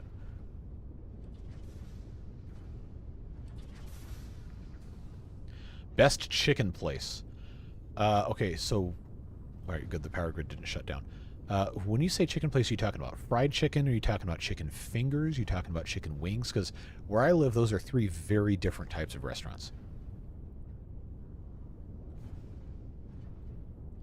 Next sub goal is 69,420. Yeah, that's a very specific number. That certainly has no other connotations to it. I don't really have a sub goal. I just like doing this. Like hanging out with you guys. And the fact that I get to pay my bills with it is awesome. So I'm not going to take that for granted. Chicken in general. Okay, so Forrest Gump was not a Georgia thing. That was an Alabama thing. Gulf Coast. You're forgiven for not knowing the regional differences because you're on the other side of the planet. But chicken in general. Well, I really like chicken tenders versus like bone-in fried chicken. There is a regional chain called Zaxby's in, well, I guess they're kind of a national thing now. But they do chicken fingers, they do bone-in chicken wings, they have a couple other things they do as well. But that's usually my go-to place because there's one close to work that has people who are nice that work there, like going in there. Don't you have a lemon pepper? Oh yeah, lemon. You want to talk about lemon pepper wet? I will. We'll talk about lemon pepper wet. That is objectively the best chicken wing sauce. There's a bunch of places in Atlanta that do it really, really well. And there is there's a local small chain that I won't name so I don't dox myself, but my dad and I used to go in there all the time to get lemon pepper wings. Those are really, really good. But the location near us shut down, so now I just make them at home. Go and buy... the local grocery store has this... I'm actually going to make those, I think, tomorrow for lunch. But they have... you buy the full chicken wing sections where it's... the flat, the drumette, and the little tip thing all in one, and then I cut them in half with the kitchen shears and put them in the air fryer. They're really good. All right, so I got to be careful what I say so I don't accidentally dox myself, but I worked at a place that, among other things, sold chicken wings, and they were very good, much better than Wingstop or Buffalo Wild Wings or any of those other more national chains. I really do not like Wingstop.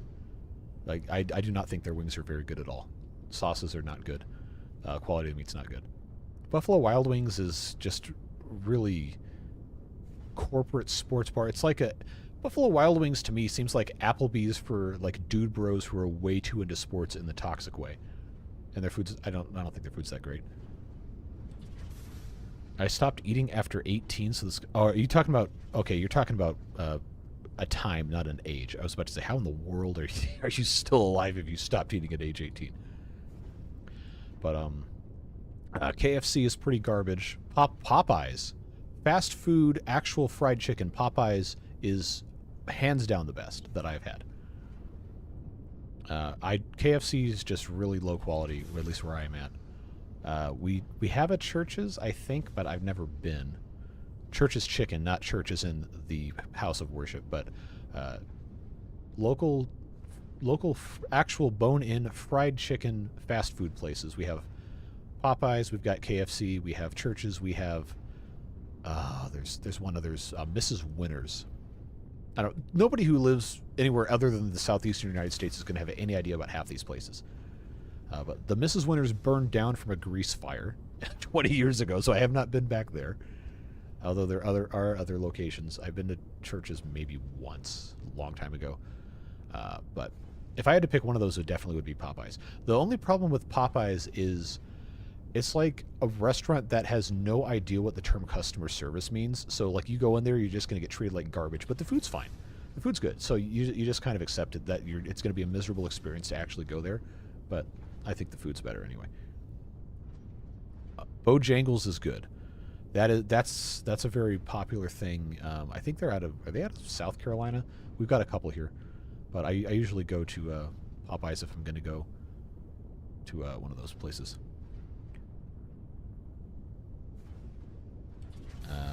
Fat Burger. I've not been to those.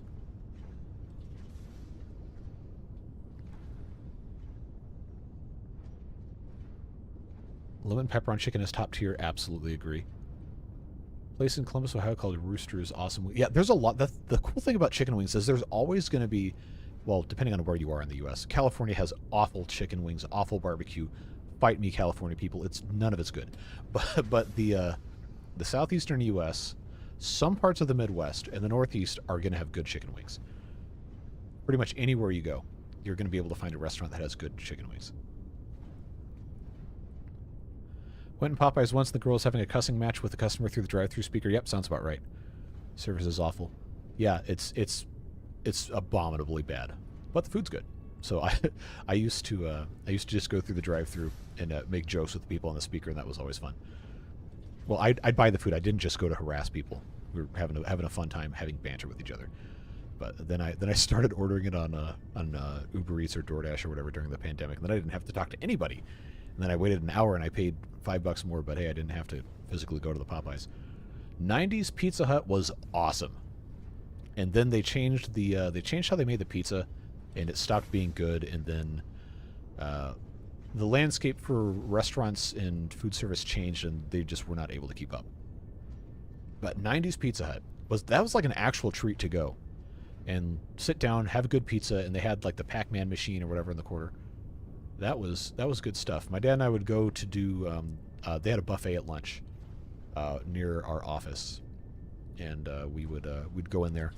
I think you could get a pizza buffet. They had salad. We never ate the salad, but you get pizza, salad, and you can get a drink for, I think it was $7.99, which at the time was a very good price. And we would go in there relatively frequently. It was nice. You get some pizza, get some root beer, and then go back to work, have a good time. But they closed down. They tore the building down, and I don't know what they put something else there. Yeah, I miss 90s Pizza Hut. Their pizza's just not the same anymore. Best quick service, fast food, whatever delivery pizza, in my opinion, is probably overall Domino's. There's a chain called Marco's Pizza in my part of the country that has, I think, better pizza, but they're a little bit more expensive. Let's see. Basically, anywhere in the South you find some little mom-and-pop barbecue place, 9 times out of 10, it's some of the best. Yes, absolutely. And that's the thing. Oh man, I really gotta play the game. we're gonna get nothing done here. But I need 400 rubber. That's why we came over here, and then I gotta switch this over to plastic again. Let's see.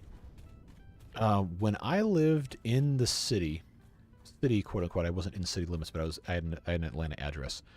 The part of the city I lived in was what's the I hear something. Where did it go? I thought it was one of those monster guys. But the part of the city I lived in was kind of a food desert, if you're familiar with that term, is where there's either no grocery stores or there's very limited options because for whatever reasons the companies have decided it's not worth investing in an area because they don't think they can make money. Where is that sound coming from? I am concerned. It sounds like one of those monsters you don't want to mess with, but I don't see him, so I guess it's fine. Anyway, but the area I lived in did really not have very many options for food or shopping. But there was a guy who would come into the parking lot of a gas station at about 9 o'clock every night in the summer, and he was pulling a smoker behind, I don't know, like an old Chevy Tahoe, and that was some of the best barbecue I've ever had.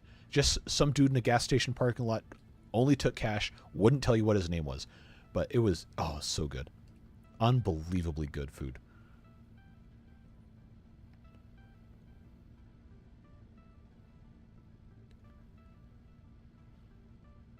Yeah, anyone who says McDonald's is better food than anything else is just completely oblivious. Or they live in a place where McDonald's doesn't suck. It's just, I mean, it's fine. It's not as affordable as it used to be, but it's okay. It's just not the best. It's not better than anything else. Had a combo store near me. It was a Marco's and a Taco. I've never seen that combo before. Drove by the other day. It was a Taco Bell / tax off. We had a combination Pizza Hut and Taco Bell, kind of near here, and then there was one that was a combination Pizza Hut, Taco Bell, Long John Silver's, which I thought was insane. Like, who's actually going to a Long John Silver's on purpose? I never understood that. Disrare says, "Got to go. Have a nice stream. See you." Hey, thanks for being here. Thanks for all the donated memberships. Really appreciate it. Hope you have a fantastic rest of your day. Oh, the game crashed again. Nice. Oh man, come on. We were actually getting somewhere too. I wonder if it's a temperature issue with my graphics card. Let's open Afterburner. No, it says it's at 53 Celsius. Well, I'm going to crank the fan speed up all the way. Hopefully you can't hear it on my microphone. If you can, then, well, cry about it. We're going to launch the game again. Let's see. Taco Bell Wing Street or combo. I thought Wing Street was a Pizza Hut thing. I don't know, it's probably all the same anyway. Same parent company. Let's see. All right. Hopefully you guys can still hear and see me. Game recognized me being idle. I hope that's not it. Let's see. So it's not going to be a 7-hour stream, Kurt. I got to go in like another 30 minutes. But how much time did we lose? Oh man, we okay. We lost about 5 minutes worth of construction stuff here. All right. I need to get some more rubber. I need to get. So we got to start producing more fuel. I'm going to.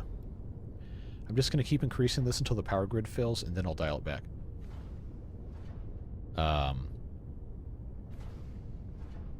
Can you actually not hear me, or are you doing a bit? If you've seen Demolition Man, I have not. You know that Taco Bell won the fast food wars, and all the restaurants are Taco. Okay, that's funny. Taco Bell, KFC, Pizza Hut, Wing Street, and Long John Silver's is all owned by the same. That's why Long John Silver's still exists, and they can subsidize their failure of a restaurant with everybody else. The fan is so. Stop it. Jeez, Kurt. All right. Okay. Yeah, I like Taco Bell. Our local Taco Bell has some really great people that work there, and we've always been happy with it. But the thing I can't stand about Taco Bell is that they change their menu every single month. So if you find something you like a specialty item, and it's gone the next time you go back. Very frustrating. But it used to, when it was really cheap, it was like almost 79 cents for a taco. You could eat good for $5. Now everything's like $10 to whatever. Yeah, seasonal. Yeah, the nacho fries were good. I missed the quesarito. Quesarito was awesome. It was super good. It used to like really give me some really bad like intestinal problems. Not anymore. I don't know what was up with that. Now let's turn this up a little bit, since it seems to be working just fine. Man, I love the quesarito so much. Taco Bell, they brought back the stacker. I've not heard of that. Is that like a crunch wrap kind of thing? Tacos at home are good if you like actually know how to make taco stuff. Oh, that's a stacked cast. Is that who's in Demolition Man? Stallone, Dennis Leary, Rob Schneider, Sandra Bullock, Jack Black, Benjamin.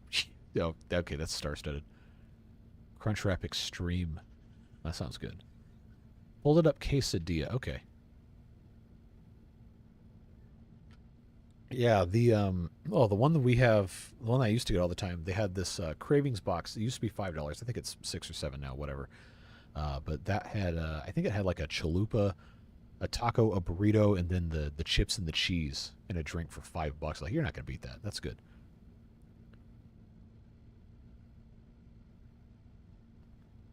I think it comes down mostly to individual management and how employees are trained or not trained, I guess. That's one thing I noticed. Where I live currently, the customer service at the fast food places tends to be a lot better than in the city. I don't know why. Whatever reason, it's just people are nicer here, or at least less confrontational. But we've been very happy with most of the places' customer service here, with the exception of McDonald's. Is miserable here. I don't know what it is, but I guess the franchisee or whatever for this area's McDonald's just does a terrible job of managing the restaurants, and it's just like, forget it. Just don't even go there. No, but we really like the Taco Bell. We like the people at Zaxby's, like I was saying. All sorts of good stuff. The Burger King where I live is the worst Burger King I have ever been to in my entire life. It's just abominably bad.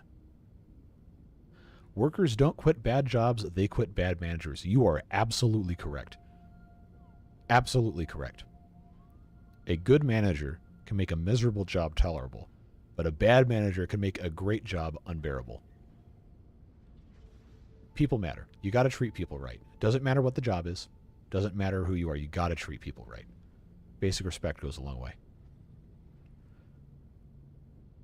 Chick-fil-A is the best and fastest fast food service I have ever seen. Chick-fil-A, I am obligated as a Atlanta Metro resident to be a Chick-fil-A shill. They do such a good job. Such a good job with customer service. It's absolutely the best I've ever seen anywhere. Food's not my favorite. I mean, it's good, but it's not my favorite thing ever. But reliably, you can go in there and you're going to get good service. The food's going to be for what it is. It's going to be good food. It's going to be fast. It's fine. It's good. Always going to be a good experience going to a Chick-fil-A. Yeah, but like Cunningham was saying, there's other factors at play that are less desirable, shall we say. It's a complicated issue we probably don't need to really get into a debate about in the live stream comment section, but that frustrates me endlessly as well. Almost all Burger Kings have low quality standards. Yeah, that's another thing. It's very, very hard to get consistency at a lot of these places. We have our 200, we have our 400 rubber, yes. So now, if I go in and check our... oh, that's right, I haven't researched it yet, so we can't do that. I need to switch this back to plastic, I think. There we go. So that's going to give us our heavy residue. This is mostly full, so I'm going to flush this on the heavy oil residue, and so that can refill, run endlessly, and we will... Actually, I need to get the rest of this plastic, too. Alright, so that's fine. We'll go back and do that later.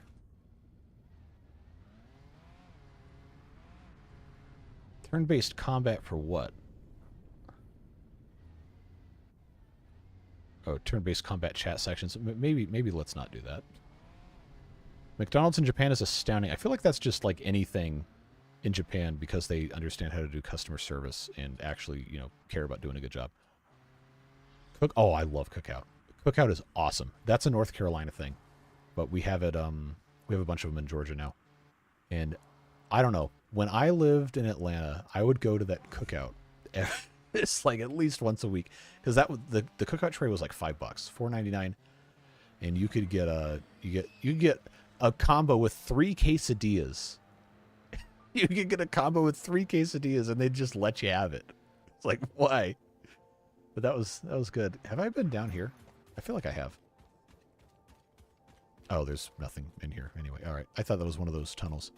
But I don't know. My go-to at the Cookout was always you get the big double burger cheddar style. You get a Cajun chicken wrap, the Cajun fries, and you get the sweet tea for $4.99. It's not $4.99 anymore, but that's what I would always get. That was really good. I always find Cookout to be lacking. They always taste a little worse than I think it will. Cost a little more than I think it shouldn't be a little smaller. That's not consistent with my experience, but I also don't know where you live, so that could be a franchise issue. JC, punt the local wildlife the beard. Yep, that's my name. There you go. Oh, where was I? Oh, that's right. I was going to do research. I'll just park the car somewhere where I forget and then ask where's the car later. Looks like the thing is back. Alright, so we need to make 75 computers. Alright, so we got to make a bunch of circuit boards. I can only make 4, seriously? Oh, I need to make copper sheets. Okay. Let's go grab a bunch of copper. We'll do that. Let's see. How about an Ace Attorney style comment section where everyone shouts, "Objection!" or "Hold it!"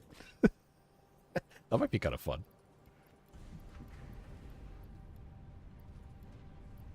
Oh, we have at least one Five Guys in Munich. I would like the Smash Burger. Yeah, wait, Five Guys isn't Smash Burgers.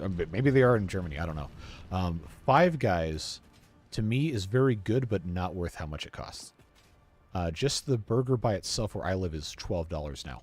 Just for the burger, and you got to get the fries and the drink. If you want burgers, fries, and a drink at Five Guys, you got to pay at least $20, and that to me is just obscenely expensive. Not worth it. But it's good. James says, "Worked at a Five Guys. It's all fresh." Yep, absolutely, and you can watch them cook it all day long. Very clean. I've always been impressed every time I've gone into Five Guys. It's very clean, very simple.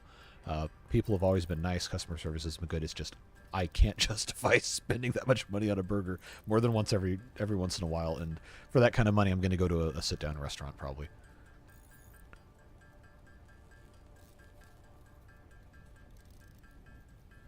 Never make the mistake of asking for a large fries at Five Guys. Yep, they'll give you the whole bag. Yep. But at least they give you a lot of fries for the amount of money you spend. It's I mean, if I paid $5 for a order of fries, I want $5 worth of fries, and well, they gave it to you. They certainly give you enough. It's just I wish I could get a smaller amount, because if you're going by yourself and you want fries, you get the regular fries. It's still like half a bag of fries. You can't eat that much, or maybe you can. You probably shouldn't, but it's like it's one of those things. If I'm gonna go with, I don't know, 2 or 3 other people. We'll just share one order of fries. That's plenty of fries for everybody. How about I ask for an extra large fries because I'm sure I can devour that at a Five Guys? Are you sure? Because that's going to be probably an entire grocery sack full of French fries. I had a guy I knew in college who went to Five Guys while he was, shall we say, inebriated. But he asked them, he said, how much do I have to pay you to give me just a bag full of French fries? And I guess they charged him like $30 or something. And they handed him one of the largest, paper sacks they give you, filled with fries.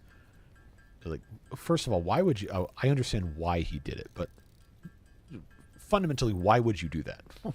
Why would you do that?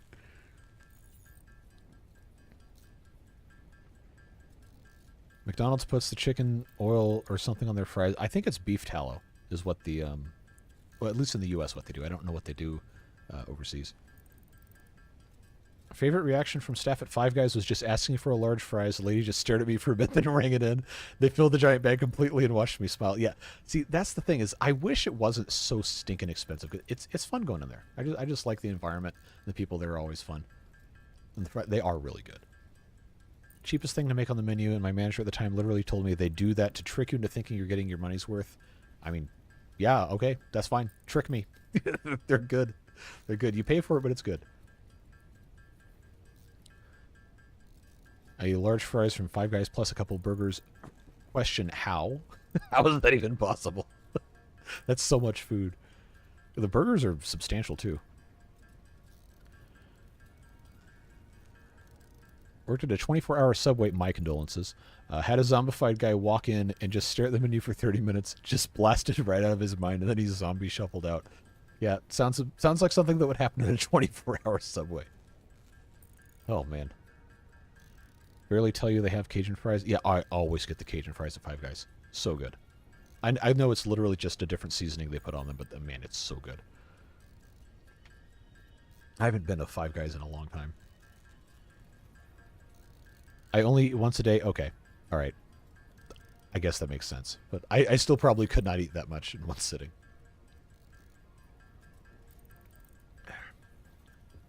My Everest, Kurt says, that I successfully climbed last summer is an extra large crepe with Nutella with 5 additional servings of Nutella. That sounds very difficult to eat. I can tell you what the Cajun seasoning, please do. Is it Tony Sachery's or something? Or is it like one of those proprietary blends?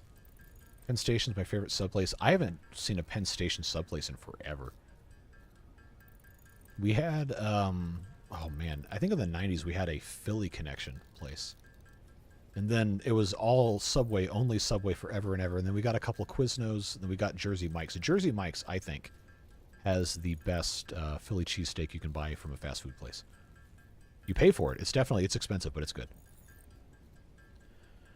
Curly fries with Cajun seasoning and beef gravy. That sounds good. I miss Quiznos. I do too. I really liked going to Quiznos when I was in school, but they closed all those, and I stopped being in school, so I guess I can't do that anymore. We had one in my hometown, and it closed after a couple of years, and I think now it's a like an oil change place or something. Very strange. No, Quiznos is still a thing. It's just they've horribly mismanaged their company, and they made all sorts of changes that caused franchises to just abandon or close down or whatever.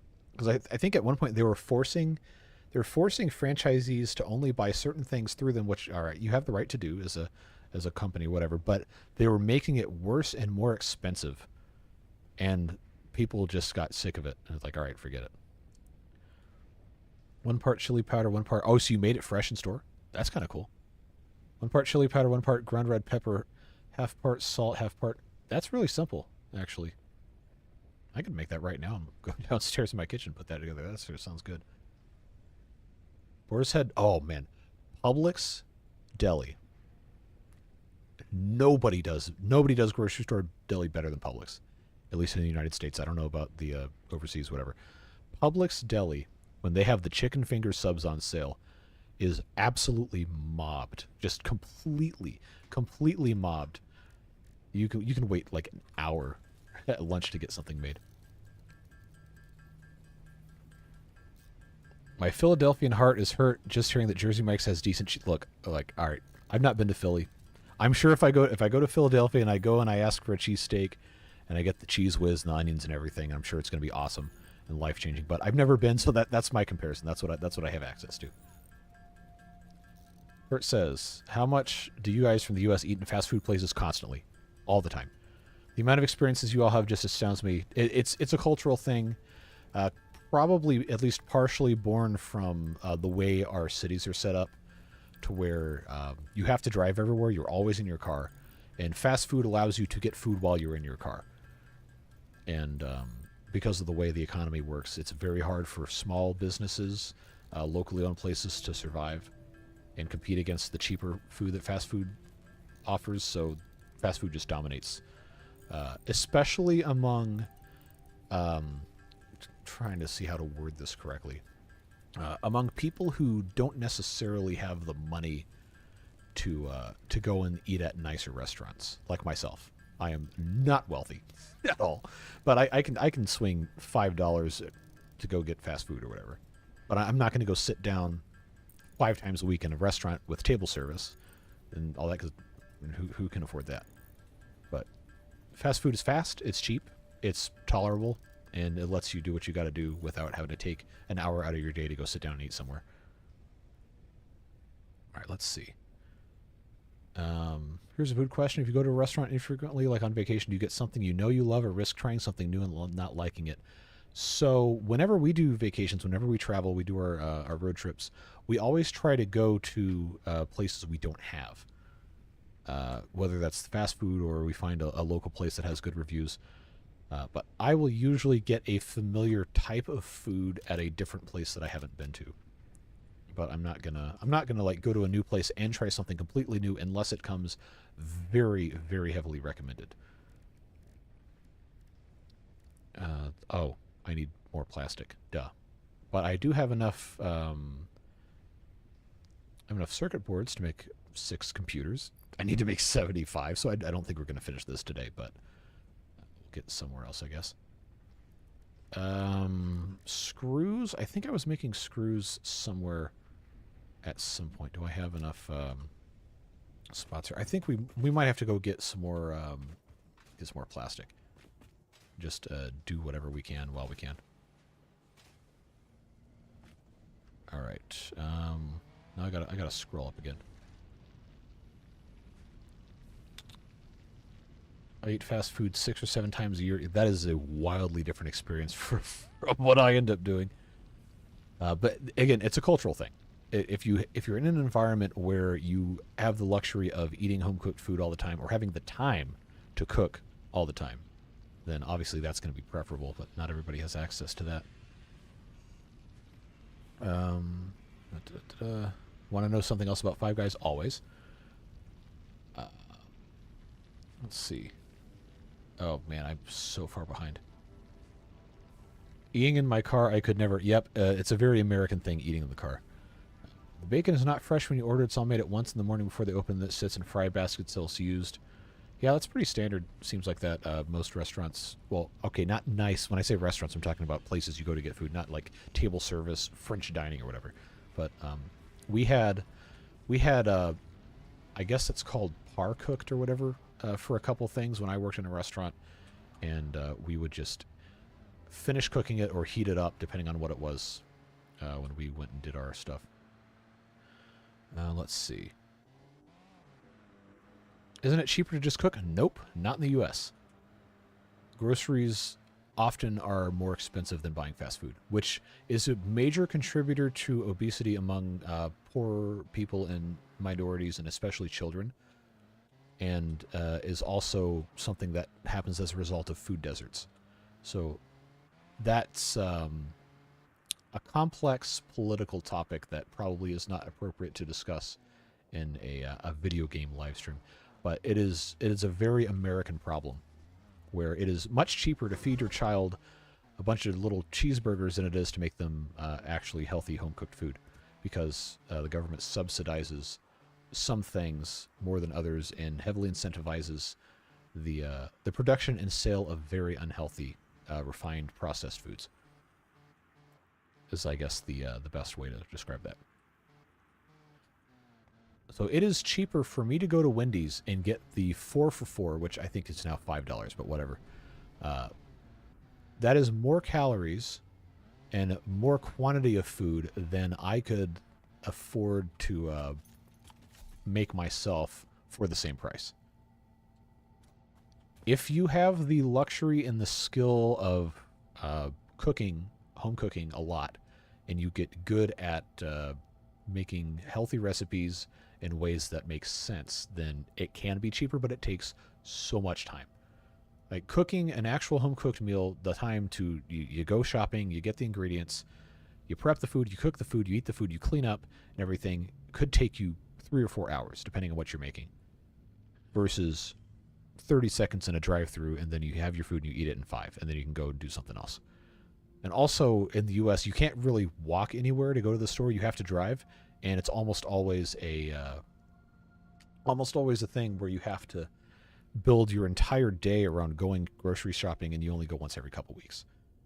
Very, very different cultural issues here. So I've got. Why are we not making any more plastic? Is that because this is? No, it's not full. Oh no, that's because no, it's not. I thought I had downclocked. So why is this a? Why is this a thing? I don't know.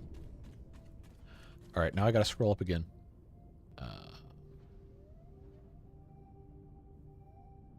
7-hour stream? Nope, not 7-hour stream. I'm actually going to end it in the next 10-15 minutes. Fast food is no longer cheap. It is if you lower your standards and get random garbage. Well, I guess it also depends on where you go. Love to cook and generally only eat what I make myself. I wish I knew how to cook and could afford to buy fresh ingredients. It is unfortunate how expensive it is. I mean, I still cook stuff, but I'm not gonna be able to afford to make 3 fresh meals a day unless it's gonna be something really, really cheap and boring, like rice with grilled chicken or something. Let's see. Beef chuck. Yeah, the price of beef is so weird because, like, some places it's really cheap, some places it's unbelievably expensive. We have a supermarket where I live that has a really, really great meat counter, and the prices are extremely good. And then you go across the street, the meat's worse, and it's twice as expensive. So I don't know what's up with that. But we can sometimes get a New York strip steak for $7.99 a pound, which is obscenely cheap compared to everywhere else. Which I guess, well, I don't even know if in Europe they probably would not call it New York strip, but it's a strip steak. Usually you'd get it might be 8 ounces or something. Which again is probably not going to be a familiar measurement for anybody in Europe, but that's normally what we'll get, and we can have steak dinner with potatoes and vegetables, whatever, for a family of 4 for under $20, which is awesome. That is for the quality and the quantity of food. You're not going to beat that hardly anywhere else. But a lot of other stuff is just really expensive. All right, I am so far behind. Oh man, it put me down back to the bottom of the chat, and I can't read everything that people have at the top here. Salad is more expensive to make in the U.S. than a cheeseburger. Yes, because of subsidies and all that fun stuff. But again, I'm not a political scientist. I play video games for money on the internet. No, I'm not. I'm not getting HelloFresh. Salads tend to cost more at restaurants than some entrees. Yes, even though they cost substantially less to make. I think it's a perception of a value thing. They figured that people are going to willingly or specifically go to a restaurant to eat a salad are going to be less price sensitive than someone who's going to go get a cheese. It never really made sense to me. It's just the entree salads at the restaurant I worked at were always more expensive than the burgers, and I just never understood why. But I could tell you how much we paid for the lettuce, and it was a lot less than the beef.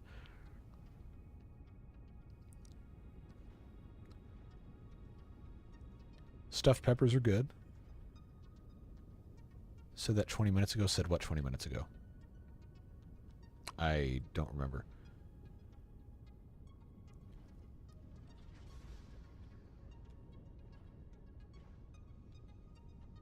Okay, WM, that makes sense. And that's good that you're able to do that. I'm so far behind.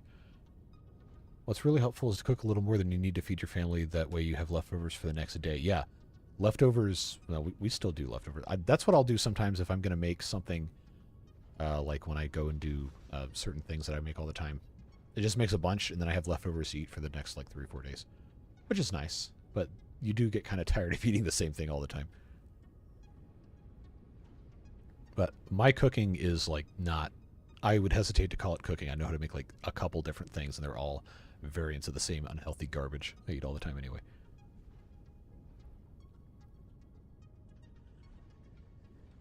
Why don't you eat on stream? Because that's not polite, and I'm not a... well, I don't even know what the term is for that, but there's people that eat on stream. I always thought that was kind of weird.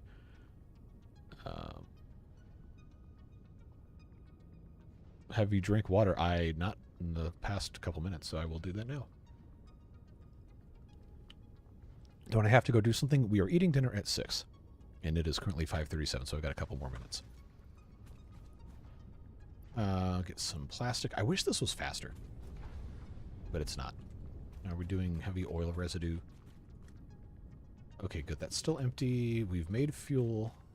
Is this full yet? Yes. Okay. So we can actually, if I could package this, we could have fuel for our car, but I don't think I have. I don't have the packager yet because that was something we elected not to do in favor of doing the logistics, so we could have the fuel be turned into power instead.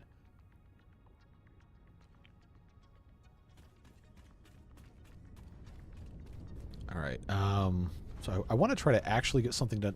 The VODs for these have to be completely unwatchable. I'm sorry. Anybody watching on VOD.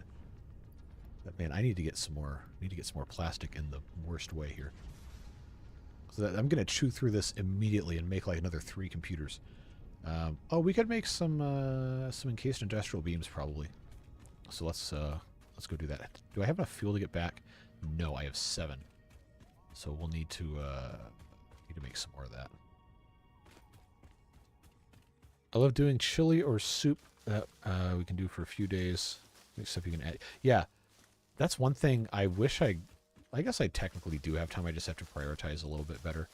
But when I lived with roommates up in the city, I would make big batches of soup sometimes. And we'd eat on that for a couple days. But that gets to be really expensive depending on what you put in there. The canned soup that you can buy in the supermarkets just most of the time is not very good. So I don't normally have soup unless it's offered as part of a meal at a restaurant. I just don't ever want to take the however many hours to actually make fresh stuff. You are so lucky that you found this most valuable artifact. Mm-hmm. Yeah, sure. Where's my car? There it is. Got to make some more fuel, and then we can go back. Oh, it's another lizard doggo. Do I have a berry? Oh, no, I don't have any more berries. That's too bad. Is there another one over here? Do I have my scanner with me? I don't see it. So if I did, I could go search for one. No, just have the bombs. That's too bad. Well, we'll run into more eventually. Oh, that's right. I was going to make fuel, not drive the car. Okay, what have I missed in chat here? Chili's also usually better the next day anyway, correct? I haven't watched Meat Church in a while.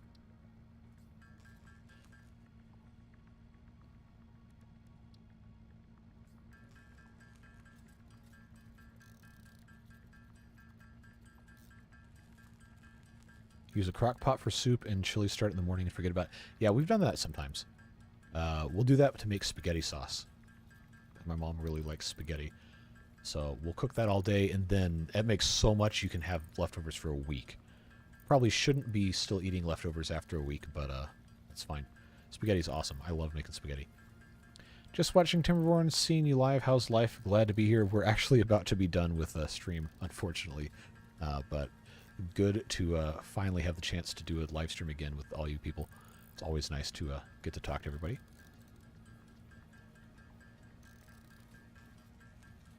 Yeah, unfortunately.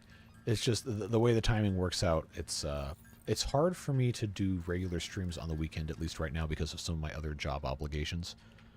In the summer, that goes away because I don't have to do sports stuff on the weekends. But right now, that's just where we are. So let's put this in. We'll go back and make some more stuff. I will go ahead, since we're still here, I will get the rest of this plastic out of here. And we'll come back and mess with that later. Yeah, the time period between about, well, I guess it's probably most of the year at this point. Beginning of September and end of March for me, weekends are basically impossible because I do that sports stuff, and that's always Saturdays, like college football, college basketball, etc. Almost always. So this was an off weekend that I also did not have anything else to do on the Saturday, so I had the time to stream. Cultural differences are wild. After I came back from Argentina, I realized I had spent the whole year without eating anything remotely wet. Wait, what? That's a very strange way to word that. But I also haven't been to Argentina, so I don't really know what their food customs are like. Sports stuff, what kinds? I do some part-time work as a sports photographer.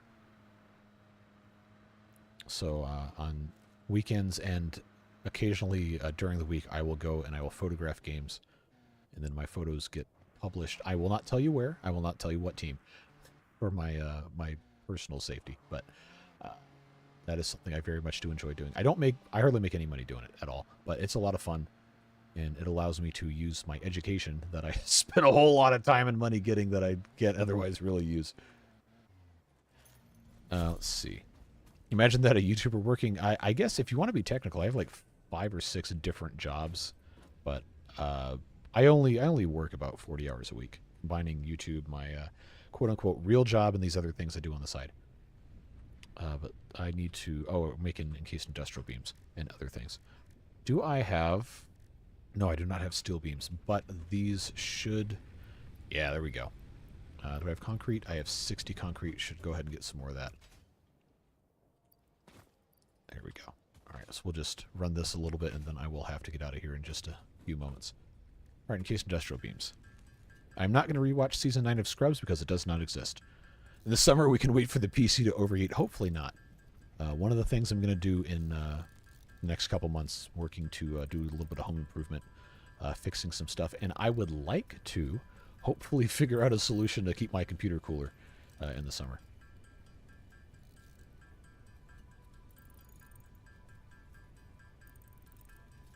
Let's see, what else? What all do I do? Aside from this, I do, my other work involves, we have a family business. I'm not going to tell you what it is, obviously. But we do, I guess I could just say we do some online retail in a very specific industry. And I do a bunch of photo and online stuff for that. And then other things I do, in a previous life, I was a music composition major. So I do a small amount of writing for high school band for a couple of friends who have band programs. I do arrangements of music for marching band because that's a huge thing in the U.S. And I have a couple of different avenues to make money doing that. I do some other freelance media stuff, and I've done some, I don't even know what the right term is for it, but I've done a couple of various random things online for money. No, Kurt, it is not OnlyFans. Do not ask. But I just have a whole bunch of different stuff I do to try to make money. Interesting diversity of experiences always ends up being a fun thing. I'm going to make some more circuit boards, and then I think we can try to make a couple of computers. Because, oh, I need screws. We'll go get screws. Just have to make sure I don't use all of my plastic for that.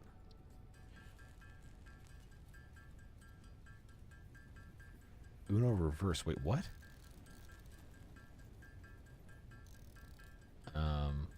Okay, I have no idea what you guys are talking about with that. Stick your PC in a mini fridge. Condensation is going to become a problem.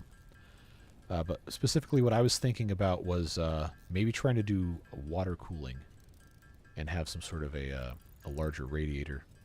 Or possibly put my computer, the tower itself, in a different room and just have a long cable running for everything else. Because this room gets extremely hot. It's very hot in here right now. If that fails, just get one of those giant window AC units from the 80s, set it on full blast. That's an option. It would be very ugly, and I think our neighbors would be upset. But that would probably solve my problem, just be kind of miserable. Devilish Fun with $2 says, JC told me he gave Season 9 of Scrubs a 5-star rating. If the 5 stars is for being terrible and a complete, what's the family-friendly term for this? There probably isn't one. Ruining of the source material, then yes, it would receive 5 stars. Have you been to the Super Bowl? No, I have never been to the Super Bowl. I do photography for college sports, and I'm affiliated, technically affiliated with one of the major sports media networks. But I've never photographed the Super Bowl. I've done college basketball, college football. I've done bowl games, and I probably could get into the NCAA tournament for basketball or the national championship for football if I really wanted to, but that's not something I would probably do because I would have to pay my own way to go there, and that's very expensive.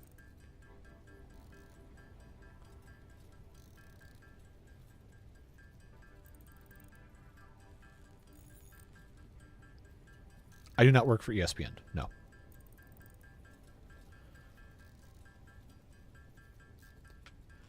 Alright, I'm going to stop using the plastic so much. Let's make a couple of computers. I think I should be able to make... Oh, if I would have made a few less circuit boards, I could have made like 10 computers. Let's go get some screws, because I know I've got those up here somewhere. BSPN. Yeah, sure. There you go. Gee, Kurt, you're nuts, man. Why are you like this? All right. These... Okay, there's a stack of 500 screws. We'll just do that. I have been on ESPN, but as a appearance on the sideline while they're photographing other people in live shots. I've almost been run over by football players a couple times and made it on TV for that. That was fun. I got $5 bill. I don't have a $5 bill, so congratulations. Not even wearing pants. Alright, so I think... Okay, I got 6 computers. Can I make any more encased industrial beams? If I have some more steel beams, I can. Oh, so we'll check that real quick. I do not have any steel beams. Is that because we don't have any... we're out of coal. And I don't have any in my pockets here, so I guess that's it on that. The heavy modular frames, what are those? Oh, I can make 2 of those. Cool. So I guess that's... Oh, that's dependent on screws also. But I suppose we can just pop these in here, and then that's that. That's probably about all we're going to have time for today, unfortunately. I do have to go do other stuff. But has been fun getting to hang out with you guys, chat, do a little bit of progress, getting oil accomplished. We got a lot still to get done. We've been... I don't want to change these out, but alternative fluid transport should be the next thing we do, so we can do packaging of fuel and water and stuff. So that should be something we get to next time. I do not know when the next stream is going to be, unfortunately, just because of my schedule being weird. But I will attempt to let you know beforehand when that happens. Let's see, anything else I missed in chat and we need to address? Okay, no, you guys are just bantering with each other. That's fine. So, yeah, that's going to be it. Have a fantastic rest of your day. Thanks so much for the support. Appreciate it. And all the donations and etc. Very much appreciated. Welcome new beard boosters, etc. You should be added to the list for beavers before the next episode gets recorded for tomorrow, which should be the Iron Teeth mega build. So be on the lookout for that. Watch for your beaver names down in the corner, etc. But I got to go have dinner, and I will catch up with you guys much later. I don't know when that's going to be. Hopefully soon. But yeah, that's it. Take care. Have fun. Appreciate you guys. Bye-bye.